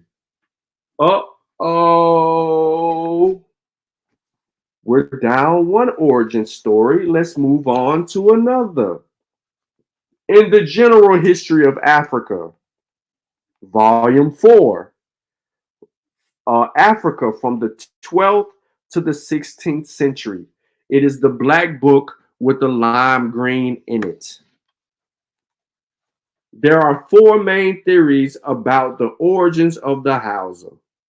The first theory, now abandoned. Yo, where my bro at in the chat? Olarurisha Creole 504. Listen to this. There are four main theories about the origins of Hausa. The first theory, now abandoned, based on erroneous interpretations of the Bayajida or Dora legend, claims that the ancestors of the Hausa were Arabs from Baghdad. Uh-oh. Uh-oh. Do we hear a problem? Do we hear a problem? Absolutely. We said this several times tonight. I hope y'all caught wind to that. The first theory, now abandoned. Ladies and gentlemen, if you have UNESCO Volume 4 on page 105 in the opening paragraph of the origins of the Hausa, it says the first theory, now abandoned, based on erroneous interpretations of the Bayajita or Dora legend, claims that the ancestors of the Hausa were Arabs from Baghdad. According to Abdali Smith, if the Bayajita legend means anything, it is the influence of Borno on the political institution of the Hausa, as is shown by the Kanaru words in the Hausa vocabulary. Let me pause real quick. So when I gave you the last source from 1,000 years of West African history, and when we got down to the later part where it talks about a political change, now the light bulb should be coming off on how this story comes to be. But the insertion of this gentleman coming from Baghdad is erroneous. Let's continue. The second theory maintains that the Hausa people were originally settled in the southern Sahara and moved southwards as it became a desert. pushing back the autochthonous people. A1, you claim to be autochthonous, original, right? Well, this says the same word, pushing back the autochthonous peoples of the Baku Plateau, where the linguistic picture is different from Hausa. The second thesis is plausible, but it is not backed by any factual data. It is only a hypothesis. The third thesis asserts that the ancestors of the Hausa were the inhabitants of the western shore or lake of Lake Chad. And when the lake began to shrink, they settled as sedentary cultivators on the land of thus freed, spreading northward and westward from a nucleus constituted by the kingdoms of Dara, Kano, Ranu, and the Gawan Gobas to include Katsina, Zazu, Gobir, Zamfara, and Kibi. But there is no decisive proof to confirm this thesis. The fourth thesis, proposed by Mahadu Adamu, stretches the autochthonous character of the Hausa people based on the fact that no section of it has any tradition of migration. It is said that the ancestors came out of the holes in the ground. The original groups later benefited greatly, of course, from the immigration of Wangara and the Daiula of the Fulbe peoples. Naturally, the process of ethnogenesis is difficult to reconstruct, but there is nothing to disprove it. And it is likely that in very ancient times, this original home of the Hausa included parts of the Sahara, and particularly has been conquered in the 14th and 15th centuries by the Tuareg, who pushed the Hausa back towards Gobir. The term Hausa, moreover, only appeared in about the 16th century. Until then, the inhabitants were described by the names of kingdoms, Katswana, Kanawar, Gobir Erwar, and so on. The Egyptian El Sayuti in 1445 and 1505 used the term Hausa in the epistles to the kings of the Sudan, Hausa al-Takur. The authors of Timbuktu Tariqs, which I have, that sound you just heard is the Tariqs. Yep, in my possession. Regularly employed the term referred to the left of the bank to the Niger, contrast to Gomir. Originally, the term Hausa referred to the language, the inhabitants describing themselves as Hasawa, meaning speakers of the Hausa language. Later, and by a process of restriction, the term served to describe those living near the Songhai Empire, who directly represented the Hausa collectivity. That is, the former kingdoms of Zamfara, Kibi, and Gobir. The non-Muslims who were yet the Hausa speakers were called the Mag-Uzawa, or the Aznar, that is, pagans from the Arabic Majas. That shows the relative recent character of the ethnonym Hausa. We should use the term Hausa to describe all the Hausa-speaking peoples without exception. I can go to Kanu right now, or I can talk about the birth and evolution of the Hausa states as it continues, right? Because he comes right back to the story of Bayajida from Baghdad, which is a common legend, the same one that he already denounced in this chapter, but it's just repeating what was already stated in the earlier onset. Then it talks about the 7 states. Yeah, you know, I'm full of sources, but I ain't done yet. So I'm gonna bring y'all to another source. We talking origins, right? You hear my hands rub together? Guess what I got in my hands, ladies and gentlemen? A History of West Africa, Volume 1 by Ajayi, Michael Crowder. But guess who is the authority on this particular chapter 6? John Hunwick, our beloved European authority on Islam. Where should I begin? Woo.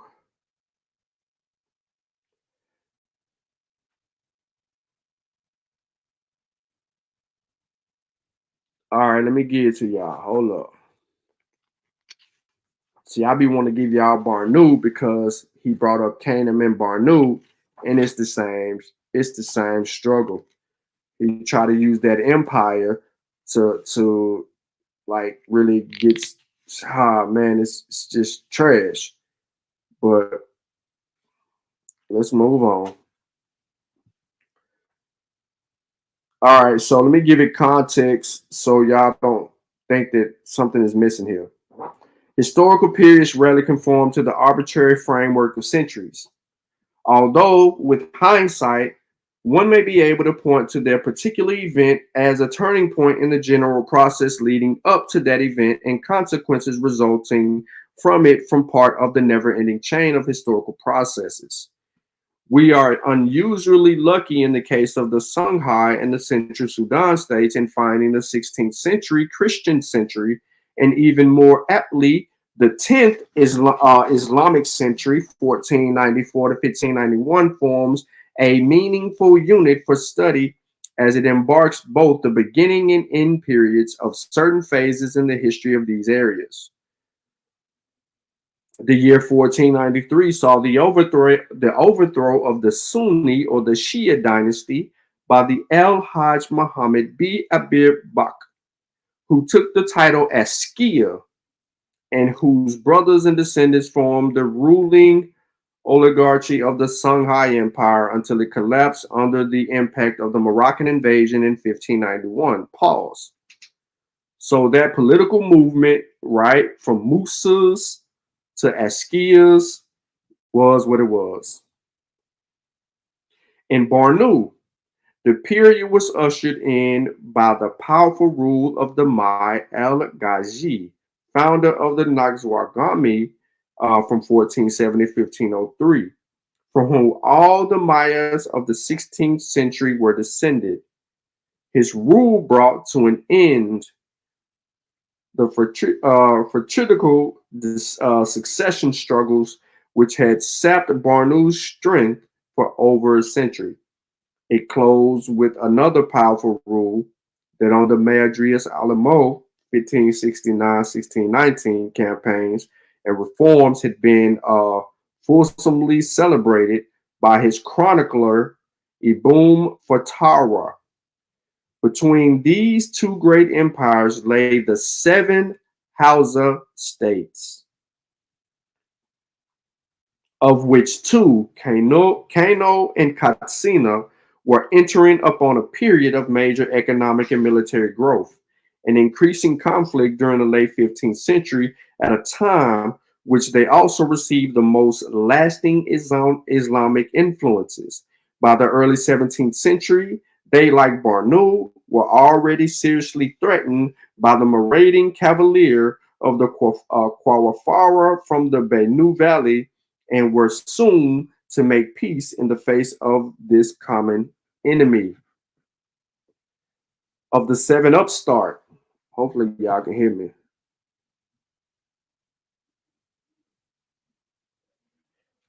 Of the 7 upstart states, we should be concerned only with Kibi, which nearly in the 16th century broke free from Songhai tutelage to become a powerful buffer between its Hausa states, even becoming a contender with Bornu for control over them and their air region.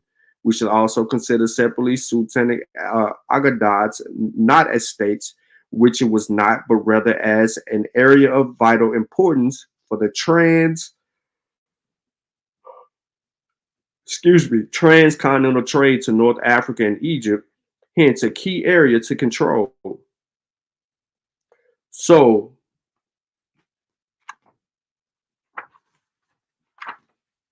in chapter 6, it's more so about Bornu from Hunwick and the Islamic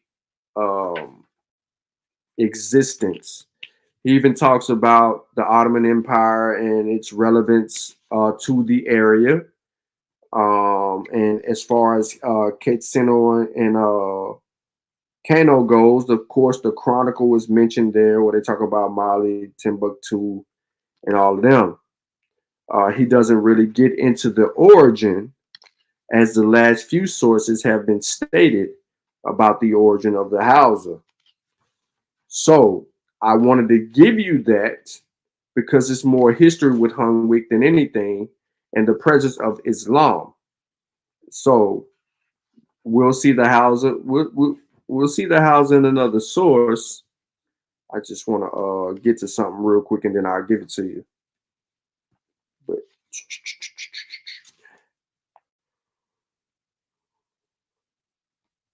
man, he talks, boy, the Fatish and the Tariq al-Sudan. He gets into them jokers in this chapter. For sure, for sure. All right, I had to clear that real quick to make sure I ain't missed nothing. He says, I can't wait to see his Yoruba origins. He claiming coming soon. Really? Yeah, he gonna put the Yoruba in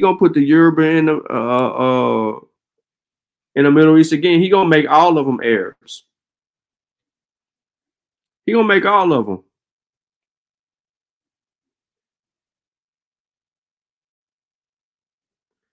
Oh, you read the comments from it?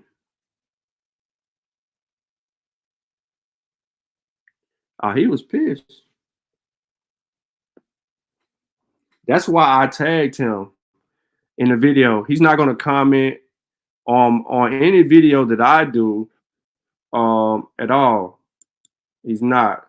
So let me take down the Hausa real quick, and let me share the screen.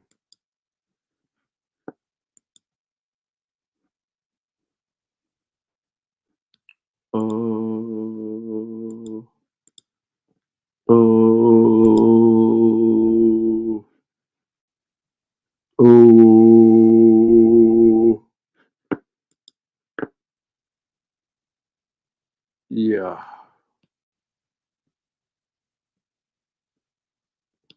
Do I want to bring his source up? Nope.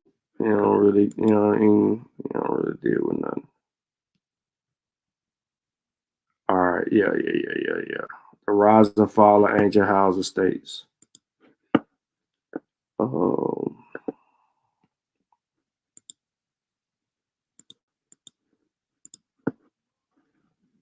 Boom. Y'all should see it on the screen. Okay. This was written last year.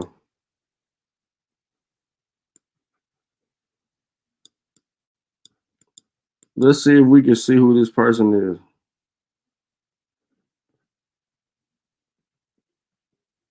She wrote this.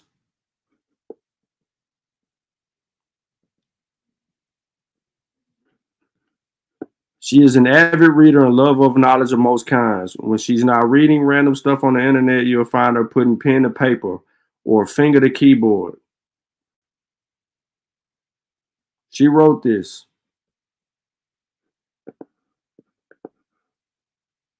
So just so y'all know, she on the continent.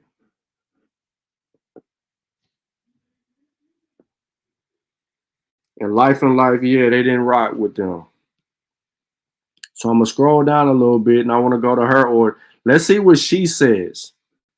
Some historical accounts suggest settlements existed in Hausa land as far back as 500 to 700 AD, but they first appear in the historical record of North African Muslim geographers in 800s.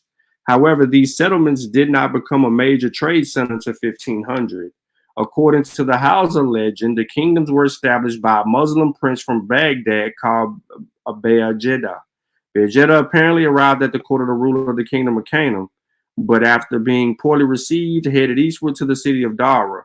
There, he killed a giant snake and had been in trouble with the people of Dara and subsequently married a queen. The queen, who already had 6 sons, gave birth to a 7th, and Ajayi and all of the 7 sons went to become rulers of the 7 kingdoms. Ajayi also had 7 sons with the queens of maidservants, who went on to rule their own states.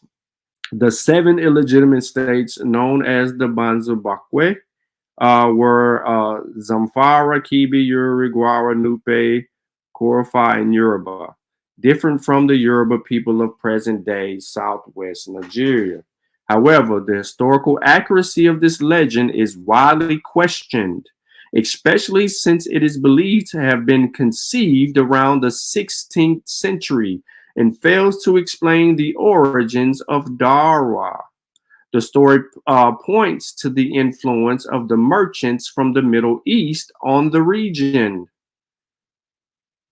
While some historians believe the states may have been founded by Berber tribesmen from North Africa who were mixed with indigenous people, others believe they may have been founded by East African immigrants.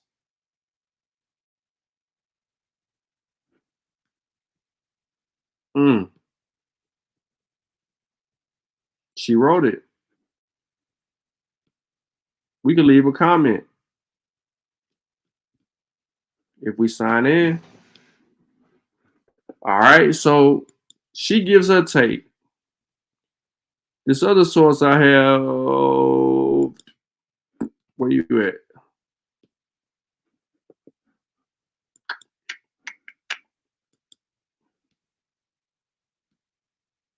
Let me put it on the screen.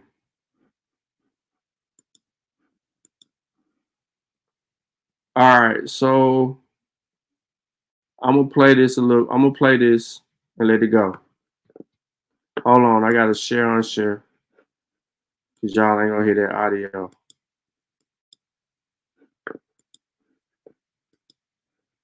Dang, buddy, you just full of shit tonight.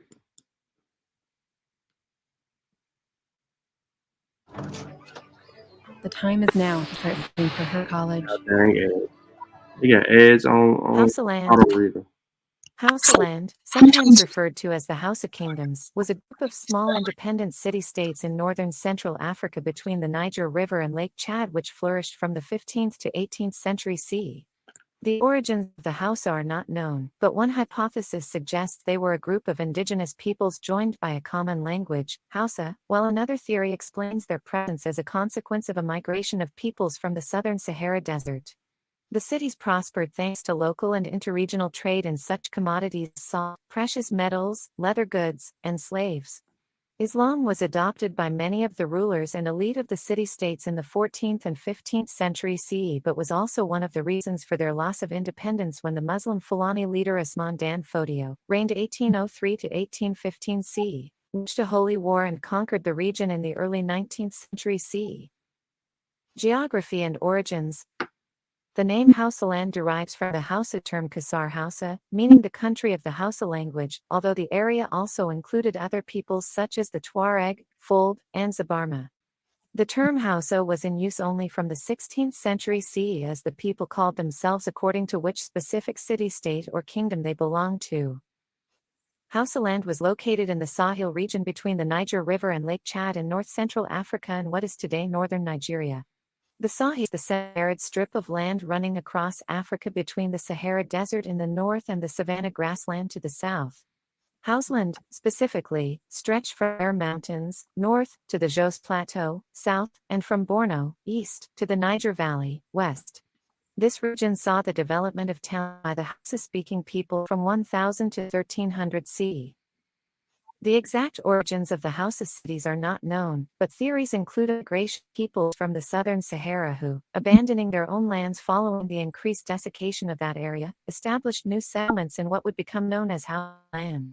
An alternative theory suggests that the Hausa people originally lived on the western shore of Lake Chad and when the lake shrank, as a consequence of the same climatic changes that affected the Sahara, they occupied this new and fertile land and then eventually spread to the immediate north and west. There is as yet, unfortunately, no archaeological evidence to support either of these two theories. As a consequence, there is a third hypothesis, which is that the Hausa had not migrated from anywhere but were indigenous to the region. Support for this theory lies in the fact that there is no tradition of migration in Hausa oral history.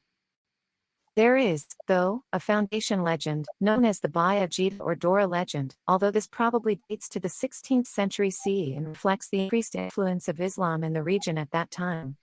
According to this tradition, Ajayi, a prince from Baghdad, arrived at the court of the ruler of the Kingdom of Khan, or the Bornu Empire as it became by the 16th century CE. Receiving an unfavorable reception, Ajayi headed eastwards until he came upon the city of Dora. There, the queen and her kingdom were being terrorized by a great snake. Ajayi stepped in and killed the troublesome serpent and promptly married the queen. Together they had a son called Balgari, who then went on to have 6 sons of his own, each of which became the king of a Hausa city-state. Meanwhile, Ajayi had another son, this time with one of his concubines. This illegitimate son, called Karbogari, had 7 sons. These went on to rule 7 other Hausa cities. This story neatly explains how the various cities were established, but not, of course, just where Dora and its came from. Key cities and government. Wherever they had sprung from, by the early 15th century CE many small Hausa chiefdoms come together to create several walled cities which controlled their respective surrounding countryside. Traditionally, there were 7 city-states, the Hausa Bakwan, but there were, in fact, many more. The most important were, the traditional 7 are marked with an asterisk. Each city had its own king or ruler, the Sarkin Kasa, who was advised by a chief counselor or vizier, the Galadima, and a small council of elders, typically consisting of 9 members who all determined the next ruler in line. Various officials were appointed by the king to, for example, collect taxes and customs duties, lead the city's cavalry units or infantry, maintain security on roadways, and look after certain crops. The city ruled over various smaller chiefdoms or villages in its immediate vicinity, each ruled by a chief or sarkangari. The third tier of this political pyramid was the family clan or hida, many of which made up an individual village. Rural Hausa populations were farmers who worked the land which belonged to the community as a whole. Over time, as the city-states became more centralized, this system was corrupted by the kings giving out parcels of land as rewards to certain individuals. At Vistaprint, we print your brand on everything, like t-shirts, hats, totes, hoodies, and really fancy water bottles. So print your team's signature style or seriously impressive merch. Vistaprint, if you need it, we print it, with 25% off for new customers at Vistaprint.com. Hausa agriculture also became heavily reliant on slaves, too. Meanwhile, the society within the main city of each kingdom was cosmopolitan, although dominated by the Hausa. There were slaves, craft workers, merchants, religious officials, scholars, eunuchs and aristocrats, masu sarada, related to or favored by the king. Trade. The Hausa states traded gold, ivory, salt, iron, tin, weapons, horses, dyed cotton cloth, kola nuts, gloveware, metalware, ostrich feathers, and hides. There was trade with the coastal region of West Africa, oil in the Bight of Benin, and the Songhai Empire, 1460 to 1591 CE, to the east. Slaves were an important source of revenue for all the cities, but Zaria, in particular, specialized in acquiring slaves via raids to the south. Cities specialized in the manufacture or trade of certain goods, for example, dyes, especially indigo, at Katsina and Dora, or silver jewelry at Kebbi and Zamfara. Hausa land became famous, and still is today, for its finely woven leather goods such as water bags, saddles, harnesses, and sacks to transport goods for the region's trade caravans. Various crafts were organized into guilds which ensured standards were maintained and prices were kept fair. Hausa agriculture, boosted by such techniques as crop rotation and the use of fertilizer, produced crops which included millet, sorghum, rice, maize, peanuts, beans, henna, tobacco, and onions. In addition, fishing and hunting were carried out and goats raised, important for ritual sacrifices, and donkeys bred, the principal form of transport. Each city had its own markets where both men and women sold their wares, and many cities also had international trade markets where merchants sold in bulk. Goods were exchanged in kind, although salt, cloth, and slaves were often used as a standardized form of commodity currency. Architecture. Traditional Hausa houses are made from dried mud bricks which are pear-shaped and laid in rows using mortar and with the pointed end facing upwards. The walls are then faced with plaster and given either painted or incised decoration. Houses were further decorated with sculpted additions, again using mud, creating three-dimensional geometric designs as interlaced patterns and spirals. A secure roofing is achieved by creating a mud vault which is strengthened by a frame of split palms and palm fronds, an architectural feature particular to Hausa land. All right, next is Islam. I don't want to hear nothing about no damn Islam. Fuck Islam. I said it. F Islam. All right, so Usman Defadio. Salute to Usman Defadio. Shout out. But anyway, so that's a couple sources there that actually deals with everything that's going on. If we go back to his source, though, and we just have fun, let me take y'all to a place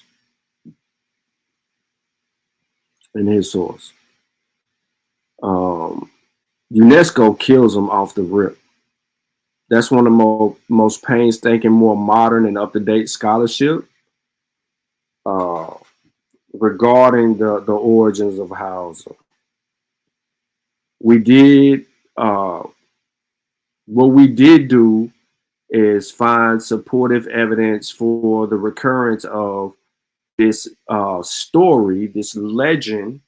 And in each source, which is by different authors, if you did not pay attention to that, I will say it to you now. I did not use the same author. There was a different author in every source that I read from regarding the Hausa. They are all historians, from historians, who deal with this in their own strengths and matters.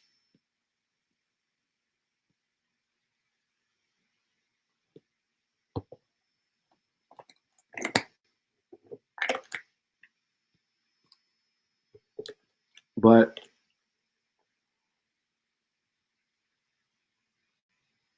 so let's get into it. The foregoing paragraphs have surveyed some of the ecological and economic factors in the historical development of Hausa land.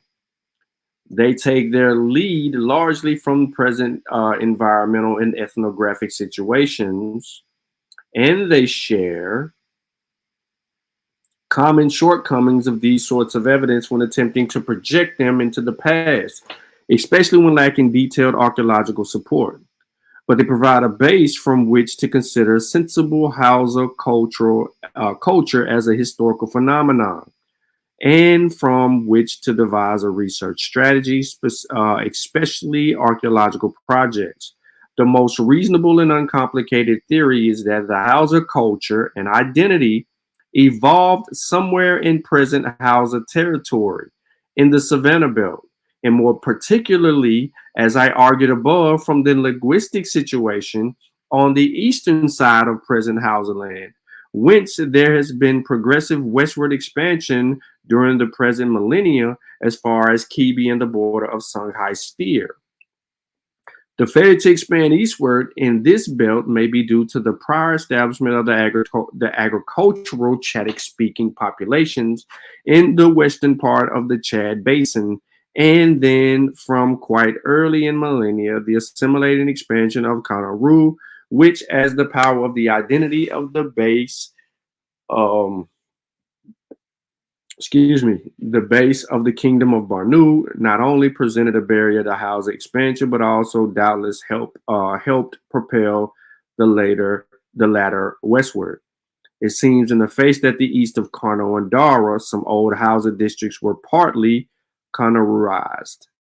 Only after Jihad, when the Sokoto's power extended that from Borno, did Hausa start making significant inroads into the borders of the Kanaru sphere. Any suggestions that Hausa culture, language, or identity began in some other environment and migrated to present Hausa land, partly or largely ready-made and highly implausible? I'm going to say that one more time. This is from his source. And it says, it seems, in fact, that east of Kano and Dara, some old Hausa districts were partly Kanurized. Only after the Jihad, when Sokoto's power exceeded that of Borno, did Hausa start making significant inroads into the borders of the Kanaru sphere? Any suggestions that Hausa culture, language, or identity began in some other environment and migrated to present Hausa land, partly or largely ready-made, is highly implausible. So, ladies and gentlemen, let's come to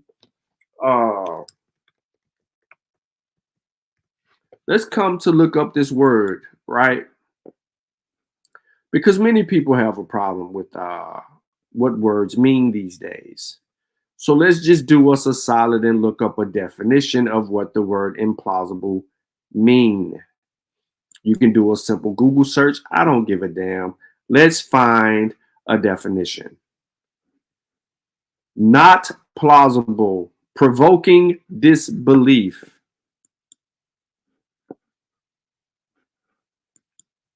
We understand the assignment. So any suggestion that Hausa culture, language, or identity began in some other environment and migrated to present Hausa land is highly implausible. Highly implausible. We ain't believing it. His own source in the 10th page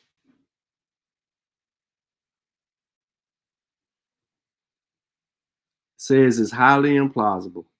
And then it goes on to state, unless based on some very cognate evidence.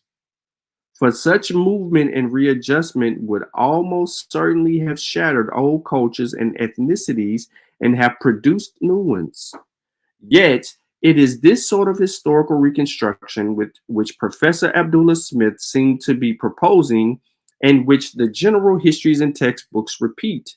Despite Smith's perceptive observation and revisionist ideas, which were noted above, his picture of the Hausa as a people with the language, culture, and identity emerged conflicts fundamentally with the linguistic and cultural conclusions reached here.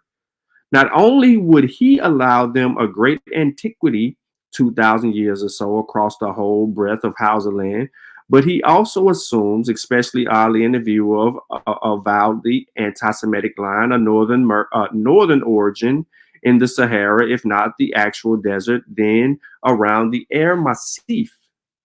This may not be exactly how Smith puts it, but I believe I am interpreting accurately his expressed views of Hausa origin and expansion in time and space.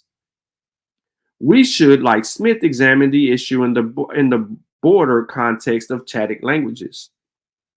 He assumes that this Chadic family developed several thousand years ago in the Sahara to the north of Hausa land, and was eventually forced southwards by decision after the first millennia BC at the latest. In this process, Hausa would have taken shape, and in moving into present Hausa land would have differentiated itself from the rest of the Chadic, which settled to the east and around the lake.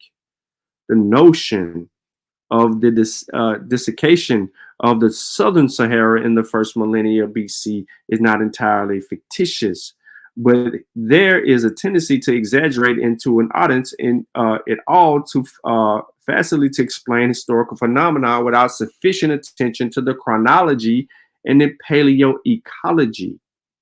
That part Smith's reconstruction is illegitimate on two counts. There's no evidence that the early Chadic languages, or even division of them, were ever spoken in the Sahara or in the desert fringe lying to the north of Hausa land. There are neither relic Chadic tongues nor linguistic substrata identified which provide the slightest clues for such hypothesis. Hausa-speaking communities. My bad. There do not exist a course of air and elsewhere in the southern Sahara small Hausa-speaking communities, but these occurrences clearly result from the relative recent settlement of the cultivators, traders, artisans, laborers, and slaves from Hausa land. They cannot be descended from an ancient pro-Hausa or original Chadic populations in the region. for that would require much more archaic language unintelligible from the modern Hausa. The distribution of Chadic languages and other configurations of branches of this family demonstrate that they evolved and separated around the greater Chad Basin. Secondly, whatever the process or geography of separation or migration, which may have occurred over time, there is no simple division between Hausa and the rest of the Western Chadic. True, the details of the genetic relationships of the Western Chadic languages are not yet worked out to the last detail. What is clear is that the Hausa was one of many, and its emergence is a distinct tongue, would have been relatively minor in recent separations, not a basic division. One should not be misled by the rapid spatial and demographic success of a single language. There are further points in Smith's argument that require consideration here. He explains his belief that Hausa land, west as well as east, became Hausa 2,000 or more years ago by noting, in an answer to historians who have preferred shorter timescales, there's absolutely no evidence to show that its Hausa basic vocabulary and usage were laid in recently 1,000 years ago. If that were so, then there would undoubtedly still be vestiges of pre-Hausa speech in Kashu Hausa language. To not bore you, he is whooping the ish out of the other person in his argument, Smith. Right? But that ain't why we here. We trying to get to Baghdad.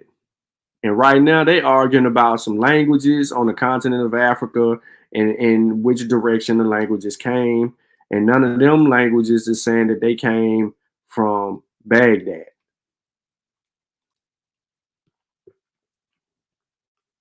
The only reference or emphasis to Baghdad is the Bayajida story, which we come back to. So, ladies and gentlemen, we re-enter Bayajida, and I'm going to give it context right here. Well, I ain't gonna read all of the Gobir, but it says right here, Gobir traditions, moreover, are rather distinct from the rest of the Bakwe. The folklore of Gobir, so Smith notes, does not acknowledge the Bayajida legend or the genealogy of Bewo. The Sokoto historians emphasize that Gobir was freeborn, unlike the rest of the Bakwe, whose descent from Bewo, whom that present as a slave of Bornu, implied a tributary relationship to the later kingdom. The Hausa tribute is said to have been paid to Bornu through Dara, traditionally the senior of the Hausa kingdoms, where Bara himself had ruled. The actual degree of Barnuan control or indirect rule over Hausa land between the 16th and 18th centuries is a matter of debate.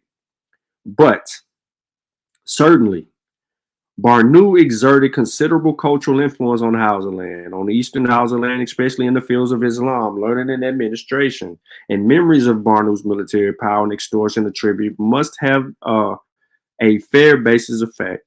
Even Gobir paid at times, but its distance from Bornu and its increase in power in the 18th century must have allowed it greater independence.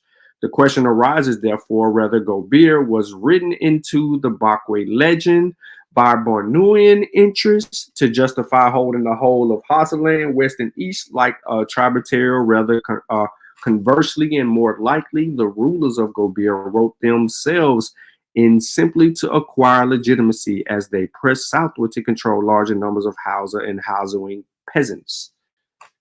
And wittingly or unwittingly, Sokoto Gobir's conqueror and successor as the overlord of Western Hausa land has perpetuated this view of history. This matter will be taken up in the next session. So let's get there. We're going to go to the next session because we need to take up this matter.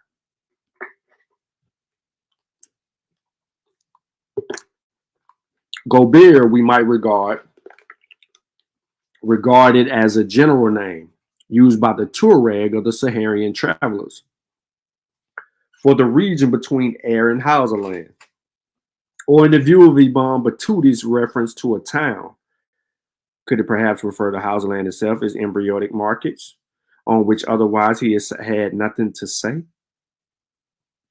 At this point, the inadequate foundations for speculation have to be acknowledged. The most that we can derive confidently from these external, yes, you heard me, external sources. This is part of the problem with West African history, is the number of external sources.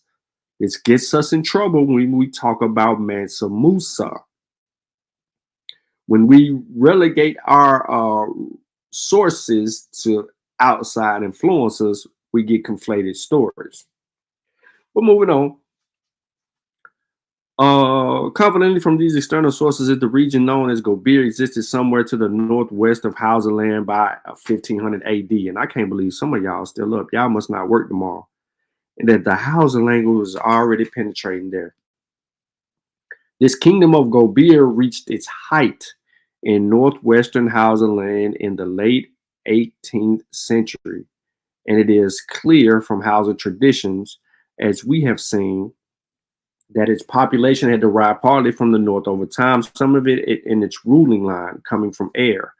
But there's no reason to think that this was an old Hausa population.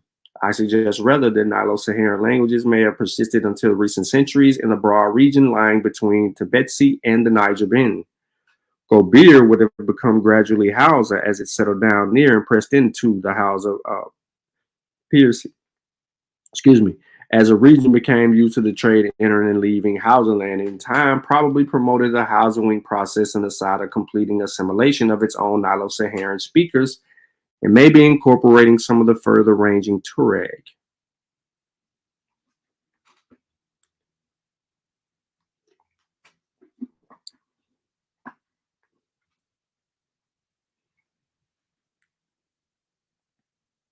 To the disinterested outside observer, it is obvious that number 7, Bakwe and Hausa, is more important than the actual composition of the list in which supposedly constituted the original Hausa system. And since individual states had an interest in claiming originality and legitimacy, there are, or even been variant lists. But wherever, whenever, and however drawn up, the list had to comprise neither more nor less than 7. In the antithesis were the Bonzo Bakwa, the bastard or worthless 7, considerably more random category of the variable list. So some of these bonzas meant those Western Hausa regions and kingdoms which were either known to be more recent or which simply could not be fitted into the usual Hausa 7, together with other political groupings of vague ethnic entities to the south of Hausa land. Sultan Muhammad Bello saw the bonzas somewhat differently as those regions, both Hausa and non-Hausa, between the Sokoto and Yoruba land, which became the 19th century Emirates under Gwadu, or bordered of its sphere, whereas old Hausa land and the true Bakwa came from under the Sokoto itself. Gwaru was not a part of Bello's Banza Bakwi. It constituted either 7 non-Muslim divisions. I need to move ahead. He never read this source. Here's why I said that. The theory that Baku represents simply a Barno tax list gains some support from the usual versions of the fears of Bayajida, which would have him come to Hausa land not simply from the east, but specifically from Barnu. Were we to follow the view that this journey of Bayajida was a historical event dated to the 10th century, it would be necessary to note the anachronism from Barnus as such did not exist then, though Canaan may have done. What the story does acknowledge is the sovereignty of Bornu over Hausa land in the least an honorific sense during more recent pre-jihad times. In Bornu, Bayajida took supposedly a royal wife who gave birth to Byram. Garunga Bowls, the eastern walls with which the town Byram's name is associated, is significantly the most marginal of the Hausa Bakwi, being situated in the Barnu marches. Its traditions of the Barnarian ancestry and on the other half a brother relationship to the rest of the Hausa is appropriate, equally significant. Is a tradition which review these remaining six, the four brothers of Bayajita's issue of Dara, in a servile relationship to the Barnu and the claim of the father Barwu was a slave of the king of Barnu. This version may be unacceptable to the Hausa as a whole, though interestingly, it was maintained by Gobir and repeated by Sokoto, with the twist that Gobir was not one of the six brothers, but an independent freeborn state. As we have seen, there is an ironic truth in this. Gobir dubiously Hausa in origin, wanted by the 18th century to present itself as a true Hausa without it, if it could help it, being tributary to Barnu. It needed to place itself as on a par slightly more than a par of Katsina, Kanu, and Zazu, which possessed stronger traditions of Hausa antiquity. Before the rise of Gobir in the Western Hausa lands, Zamafara, one might suggest, would have claimed the Bakwi status, and with equal or better justification, so may Kibi have done in the 16th and 17th centuries. And if we glance back as far as 1500, what about the elusive Gangara? Political motives for manipulating the traditions are clear enough, therefore, that the Gobir is blatant. The Barnu tax list theory may be less convincing. Nevertheless, this imprecisely spelled out subordination of all Hausa states to Barnu was one way of emphasizing their theoretically common relationship to each other. Without such motives, the Bakwe story would never been so formalized and may have been lost. But it is difficult to imagine the whole tradition being invented root and branch by Gobir and Barnu, either individually or conspiratorially, or by the Kanu, Katsu, or Zazu, and their centers of power for the matter. For there are strong internal clues that the substance and the Bakwi is an embodiment of the old Hausa tradition, an idolized but not falsified picture of how Hausa land and Hausaness came into being. While we may forget about Bayajida himself, the son of Baywo, are once were denied to Gobir's place true brothers, comprising the old core of the Hausa land. The legend is therefore a foundation character, not just for the states and their ruling dynasties, but equally for the general Hausa peasantry. It explains this peculiar situation of a multi-state and geographically expansive ethnicity over whose land the powerful hand of the Barnu might be felt, and through whose fields the Fulani and their cattle might graze and pass, and along whose roads into whose towns Malams or traders from near and far might travel. Had the story been devised at some late stage to justify the pretenses of one of all the great Hausa states, it is odd that Dara, overshadowed as it has been for centuries by Katsina and Kano, should be included in their number and more than acknowledged as a senior. And if it be argued that Dara was elevated to this honorific status simply as a compromise devised by its more powerful rival brothers, one has still to explain why two even less important towns retained their places. One of these, Garin Gabaz, was observed as alone virtually lost to Hausa land in the Barnu marches. The other, Rainu, lying among a group of Inselbergs as bare 50 kilometers south of Kano City, has similarly made no independent impression on the wider world. These three unspectacular members of the Bakwe and all of the powerful ones to Gobir expected lie on the eastern side of Hausa land. They help reveal, I think, the configuration of Hausa land around a series of small centers during its embryonic periods toward 1,000 years ago. During this formative stage, there were no great territorial states and no massive city walls. External context, both intellectual and commercial, would have been limited. Islam would have been absent, cotton cloth rare, and markets modest. Society would have been small in scale and decisively rural. Government, too, would have been very local, lacking the power of the palm of later times. But it is more than a pre-state situation. So, the argument of Professor Amdallah Smith that the formation of the states has a late development in Hausa history. In other words, that previous studies failed to distinguish between the ancient Hausa people and their relative recent state institutions, is for all its attractions and first sight, to my thinking, too facial. Apart from contravening the linguistic timescales, it fails to appreciate the cultural element in the language of ethnicity. Being Hausa has meant more than merely speaking Hausa. It has been involved identifying with the way of living cultural systems. Before the series of states began to emerge, there would have been no cultural basis for geographical extensive ethnicities such as Smith imagines.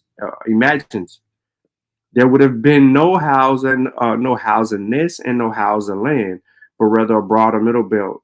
My argument then is that we have to emphasize the emergence of the Hausa people of their language and culture, including this multi-state ethnicity, as different facets of the same process. The Bakwe legend enshrines the memory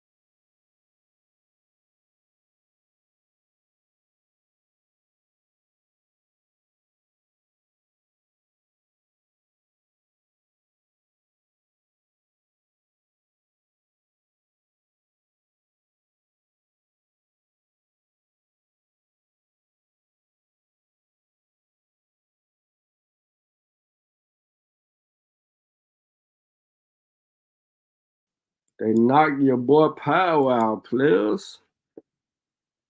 Where was we at? We ain't gone too far. We still in his source. And I seen where I kind of went out too, so. All right. We back on the screen. We back on the scene. I mean, the gangster lane.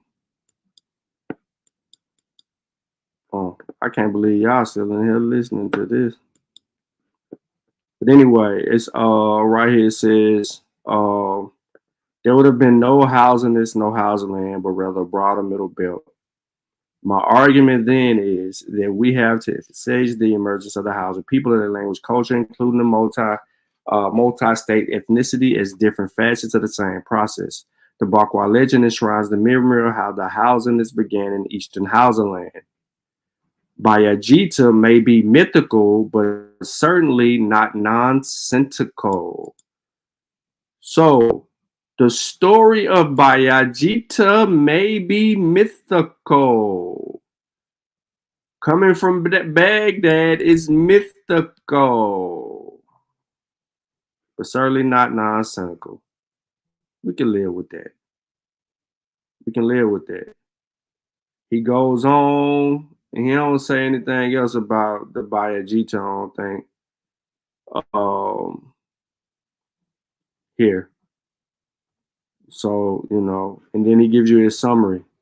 The historiography of Hausa land was labeled under strong tradition of orthodoxy, which recent secondary works have inherited from the more or less primary oral come written sources. General cultural evidence has been regarded as subsidiary so that it is potential for reconceptualization and for critical reevaluation, and conventional sources and orthodox interpretations has been missed. He goes on to get into the linguistics and further goes there. He says here, the old theory of northern origin for how the Hausa is bound up to the problem of Gobir in the non-Western Hausaland. Gobir's claimed to be one of the original 7. Is probably a late invention. Moreover, the common assumption that Gobir Hausa migrated from air seems to derive from its interpretation of written sources. No more on Bayajata and that old Baghdad bullshit. So I'm telling you right now, he didn't read the source, because he would have never tried to use this to argue in support of his belief, because he was professing that this source was one of which was provable to him. He thought he had something. He thought he had something. So watch. Well, I'm going to listen to a few more minutes of this, and then I'm going to see if he comes out of that. So out of everything that I presented today, right, puts him in total contradiction with his own sources and the origins is written by true historians. From Baghdad, Kanem Borno people. Despite the fair range of sources and the recent acknowledgement of the importance of linguistics, as well as the suspicions expressed about the literal meaning of the Bajajita and Bakwai legends, so many guys, different peoples have the same legend. The usual approach to Hausa history continues to start conceptually, if not explicitly, from the local traditions, from the local traditional and written accounts, aided by certain external ones such as Leo Africanus in the early 16th century. So this is what they try to use. They try to go outside of the actual people's legend or written accounts, chronology, chronicles, and they try to add the hijack, the Roman Greek stuff, historians. The accent, in other words, has remained on authorities, be they primary or secondary or somewhere in between. Especially notable the early 19th century writings of Sultan Muhammad Bello, the son and successor of the Shehu, Usman Danfodio. Respect for authority, concern for orthodoxy do not merely help explain the reverence accorded these great figures of the Sokoto Jihad, who did so much to shape the subsequent history of the vast part of Nigeria and adjacent countries.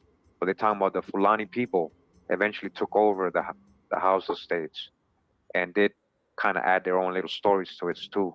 They're also prominent in the writings and recorded careers of the Shehu or Shehu and Bello themselves, with their frequent echoes of Islamic precedent and injunctions handed down through a line of scholars, which in a way stretches back to the life and precepts of the Prophet himself. I am not contending that the works of Bello in particular or the written sources for Hausa history in general are unimportant or have never been treated critically. And we should note how parts of the Kano Chronicle reveal a historical spirit independent of the ascendancy of Sokoto and the Fulani. So what he's saying here, guys, if you understand, is that in the Kano Chronicles, these people, the Sokoto and the Fulani, they're not in there because they came much later. So that's why they don't. No. And the Kano Chronicle reveal a historical spirit independent of the ascendancy of the Sokoto and the Fulani.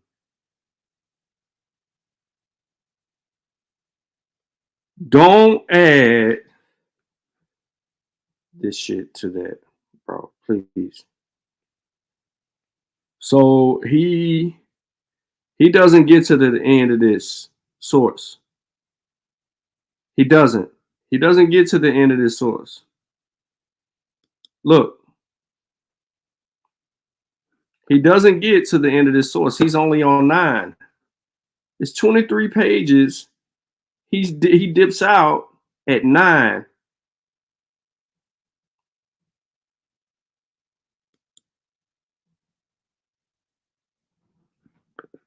he dips out because the conversation goes in a whole nother direction. And at 9, it don't say nothing about Be'ajata. There's no Baghdad in here. This source dies when the author tells you that it's a tale, that it's a myth. Is it? So now he goes to a whole nother source.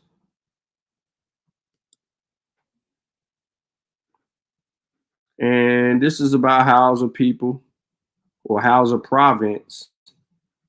And it says they once occupied a central portion whence they were driven by Berbers under air pressure. Blah, blah, blah, blah, blah. Blah, blah, blah, blah, blah, blah, blah, blah, blah. This ain't got nothing about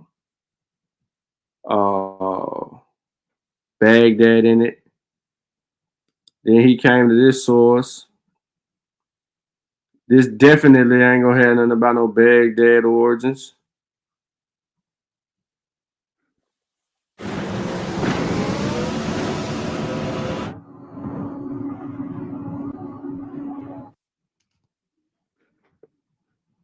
Remarkable accuracy for 400 years. Look on this.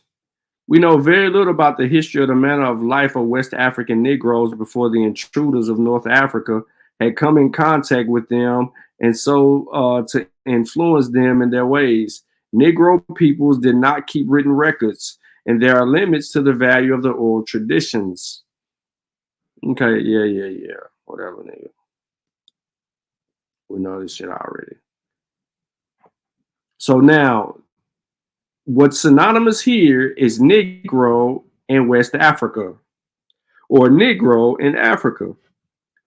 Look what it says. If, however, we use information, we have to try to sketch the disposition of the principal Negro peoples in West Africa.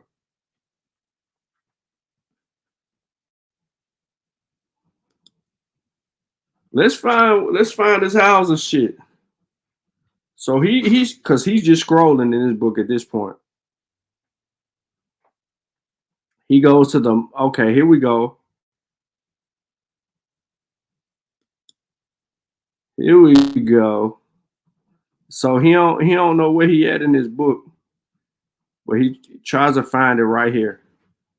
And I think I got phase. I think I got this somewhere. The actual book. I mean the essay that's written by Phage. I think I have this somewhere. So a comparative stability marks the history of the Sudan, Niger, Benin, Lake Chad. Here the traditions of the kingship was, if anything, even stronger. Some of the states of the region, notably Empire, the Borno Kingdom, and the Hausa kingdoms. So he was looking for things that had the word Hausa in it.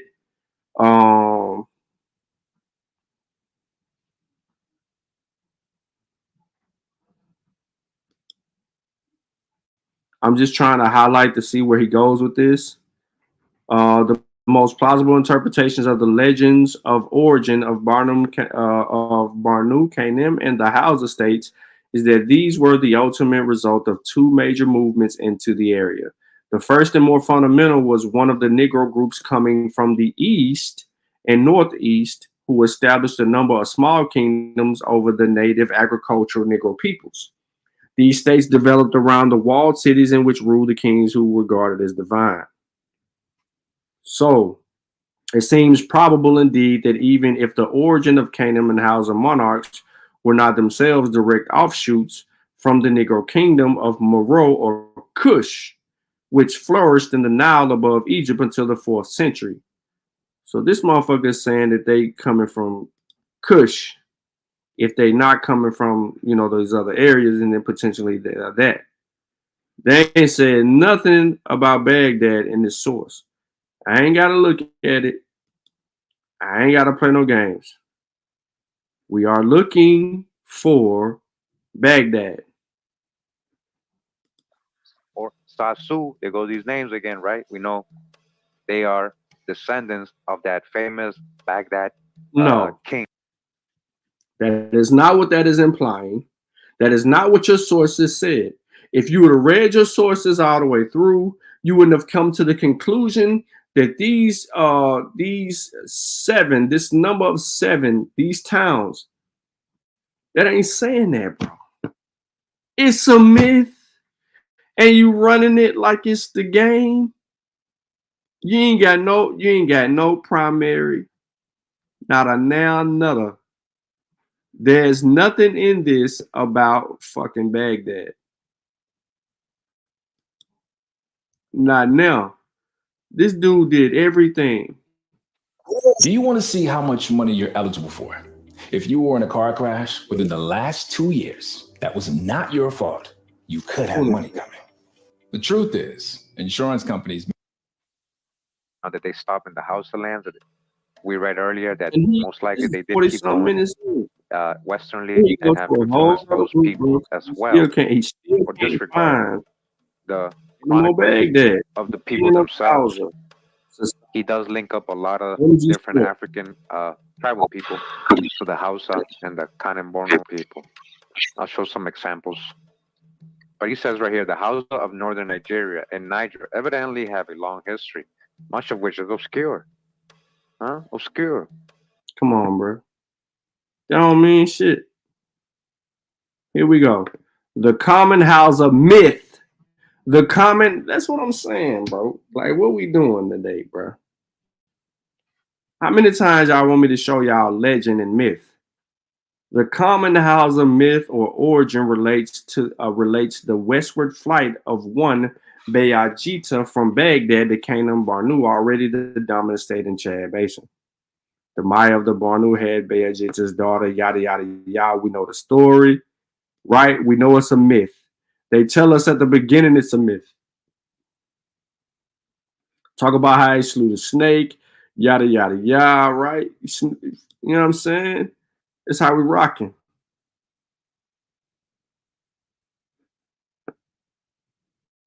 But see, he gonna make me have to go pull this source up because it's going to say this.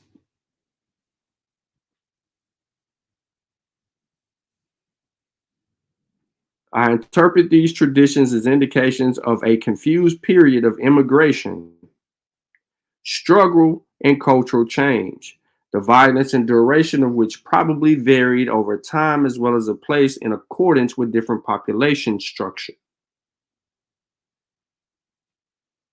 It's raining like a mug outside. Dang, I'm finna have to go in my my Google Drive and pull up this other book. Cause I ain't even finna sit here and play with him right here. Bro ain't got no argument. None. No argument. He went with a whole myth. And you know what? That's how he lured the elbows in with all his bullshit. He lured these motherfuckers in with myths. Excuse my language to the children that may be watching this later. But man, I apologize.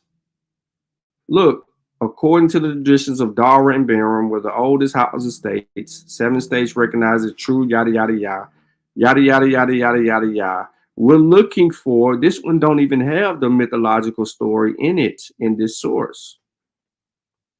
It doesn't. Not yet. Not yet. So he comes up off of that real quick, and then he goes to this book. Ladies and gentlemen, I don't need no online article. He borrowed this book, and it ends at 2:30 p.m. The History of West Africa, Volume 1. Guess who got this book? Sean. Did Sean read from the book? Yes. Did he use this? Yeah, it really ain't much he can say right here, player, because it ain't gonna tell you nothing about no Baghdad.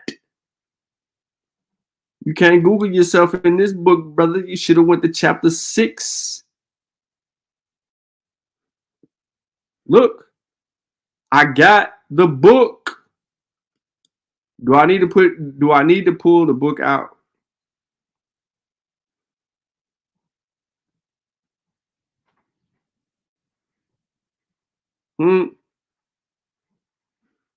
Look at him. Bayajata. He tried to use Ajayi's book, bro. Oh, look. What's his page number? What's his page number on the PDF? 4 of 165. Well, first of all, the book that you got right here is by Ajayi. This book is more than 165 pages.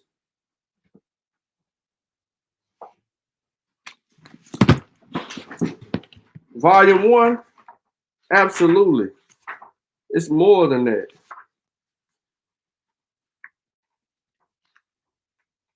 And a lot of this, yeah, way more than that. I know my page 4 gonna be different than your page 4 because you're looking at some flu.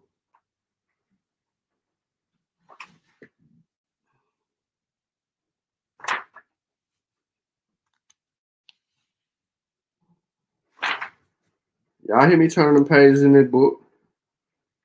I ain't playing no game. Your page 4 right there got to be my later on. What it say right there? East of the Mossi is the country of the Hausa. All right. You want to play that game?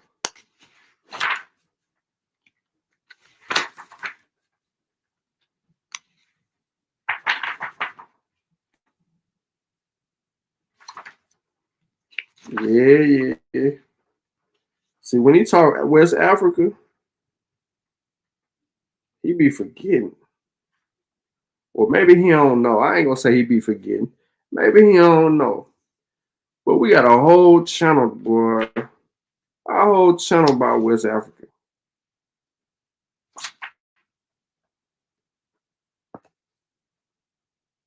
A whole channel. All right, so his page 4 on his book, his page 4 is my page 20. And right here where he got all his houses shit highlighted, it says East of the Mossi is the country of Hausa. You see that on the screen. I ain't reading his screen. Though essentially Negro culture homogeneous, the Hausa are not a homogeneous ethnic group. Indeed, the word is mainly linguistic significance, denoting all of these are people of the Western and Central Sudan who speak the Hausa language in their mother tongue, according to the traditions. All the Hausa are all descendants. It says according to the traditions, all Hausa are descendants of one Bayajita, son of Abdullah, king of Baghdad. The latter, after quarreling with his father, journeyed to Barnu and thence to Dara, where he slew a snake used to prevent the local yada yada yada, mess with the queen, yada yada yada. Then it says, together with Dara, these states were known as the House of Bakwe. The 7 states established contradistinctions to the bonds of Bakwe of the 7 bastards Hausa states, which were probably states of the Hausa influence. Then it goes on to say, largely because of the lack of central authority, the Hausa were never a conquering group, but had been subjected to the external domination in various times. In the 14th century, according to the Kano Chronicle, it gets into that beef, the Songhai.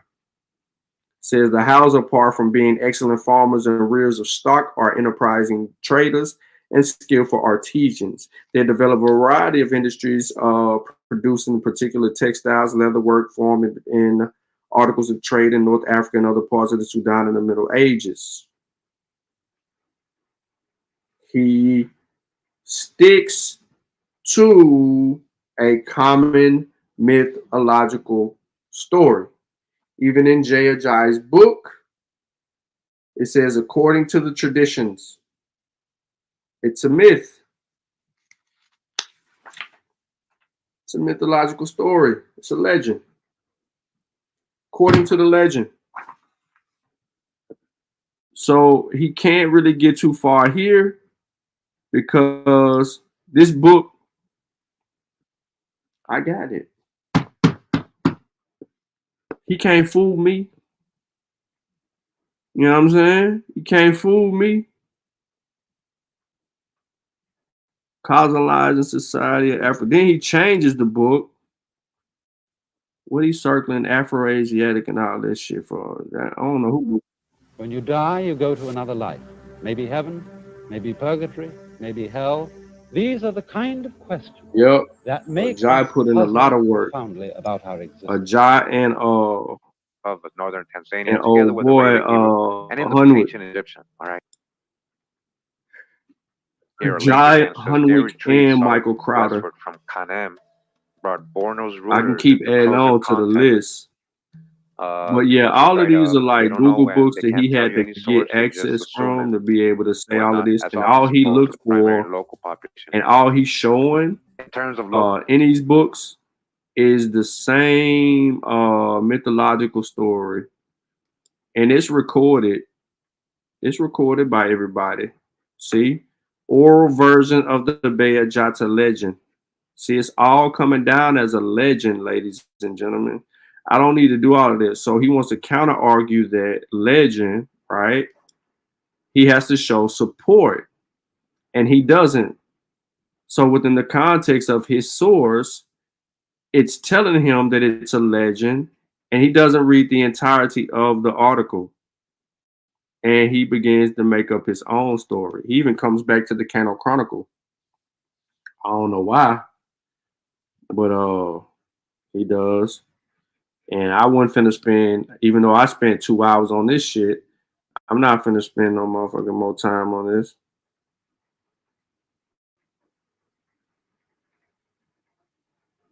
This dumbass motherfucker said it never made sense to him. But these people stupid. From Babylon to Timbuktu is pseudo. Why would you refer him to a pseudo book?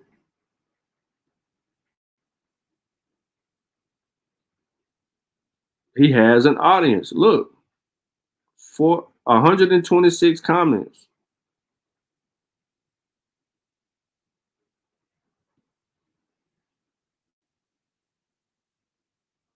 He got these people confused.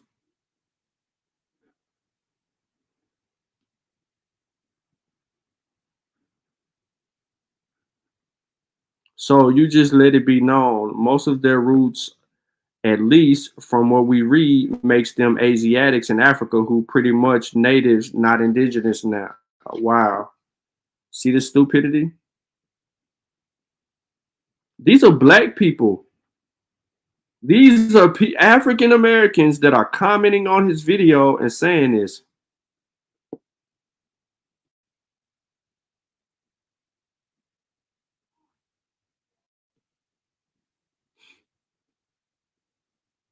$120, bro. I don't even get 5 comments on my videos. Unless somebody arguing and we just going back and forth. This dude got 126 comments. And these people dumb as a box of rocks. No one taking up the notion to say, you're not even an original American. You look like you got Siberian in you, but you try and downplay original people of African continent, making it seem like the Hausa people are not indigenous to exactly where they at. Let me ask you something.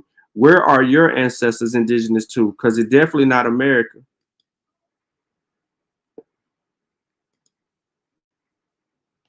I guess we can't see the reply.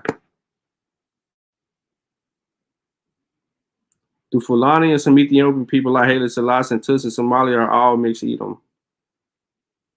Bro, to learn about ancient Mali, you got to learn from Timbuktu. The massive library was destroyed, though. You should have talked how Mali went into Central America in the 40s. No, they didn't. The fuck not. Bro, what is going on?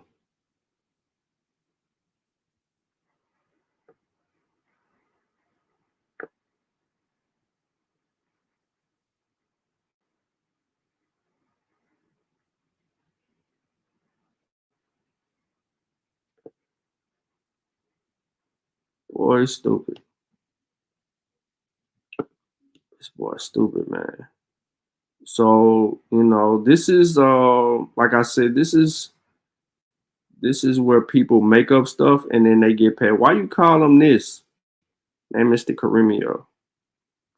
Bruh, black people.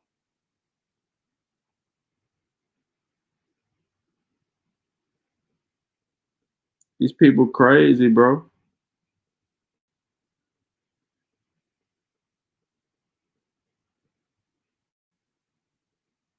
Crazy.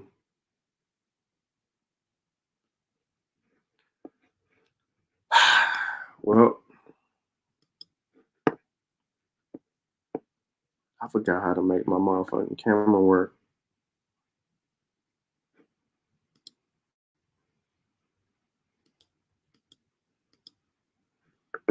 Virtual background.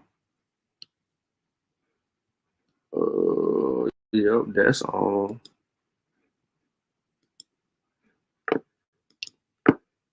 What is it? I gotta go. You must have got a generator. Now, the power flickered off. My regular internet is back on, but the power flickered off, which knocked the modem out, and it just basically the power came right back on. I need to get a generator though. I'm tripping.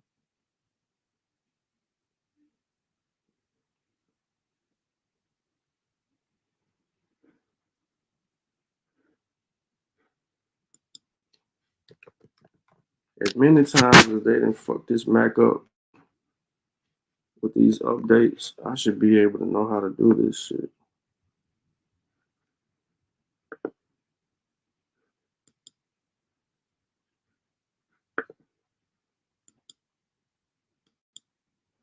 Allow access in Google Chrome.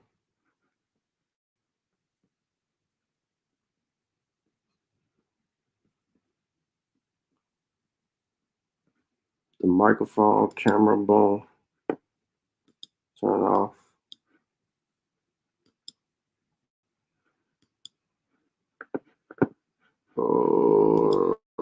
Turn on.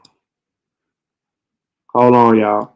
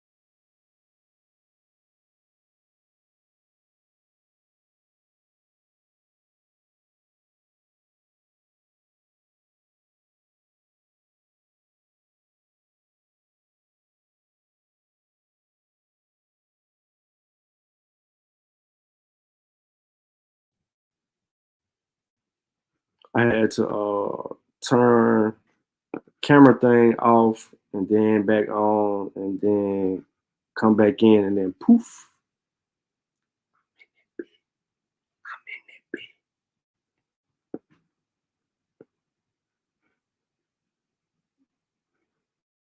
So yeah, man, Shout out to y'all for rocking out, man. Those of you who've been on YouTube since 9 o'clock this morning, I know y'all been watching YouTube all day. Basil was in here somewhere. I don't know where Basil went. I think he working. Shout out to Basil. Melanated came in. She was late. She probably was on a date with one of them African dudes in Senegal. No, I'm just playing.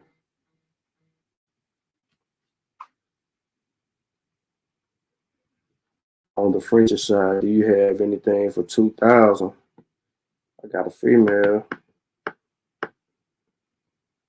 Got a female black and tan.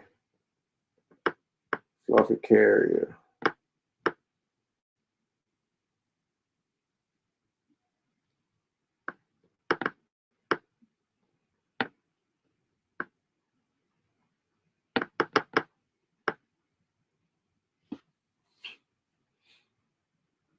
Yeah.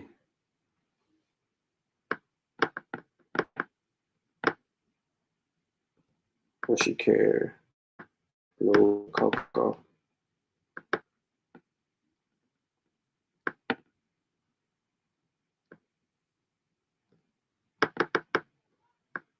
You just offered me 2K.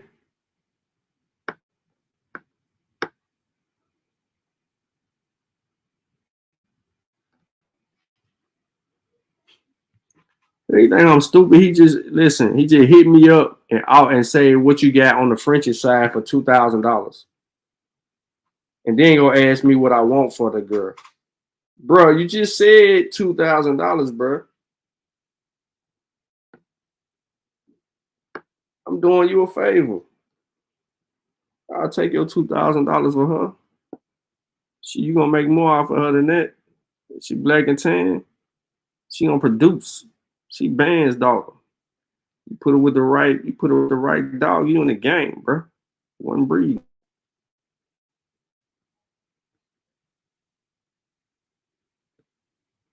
Stupid. All right, man. So listen, I ain't gonna hold nobody up, bro. I appreciate everybody tapping in. I'm not finna go along like them other fools. I done already went beyond my means. So in other words, see you tomorrow. Oh, nah, I got some slide work to do tomorrow. I'm halfway through with what I gotta do. The Mossy Warrior Clan was created because myself and others like Brother Nahisi saw a need for a young African group to analyze information concerning the African phenomenon with no bias, with rigor, and with scholarship. We created the Mossy Warrior Clan for the purpose of being an expert research team, of being a team that produced products, a team that was capable of producing products for African people globally to dispel myths, rumors, and provide them with accurate scholarship.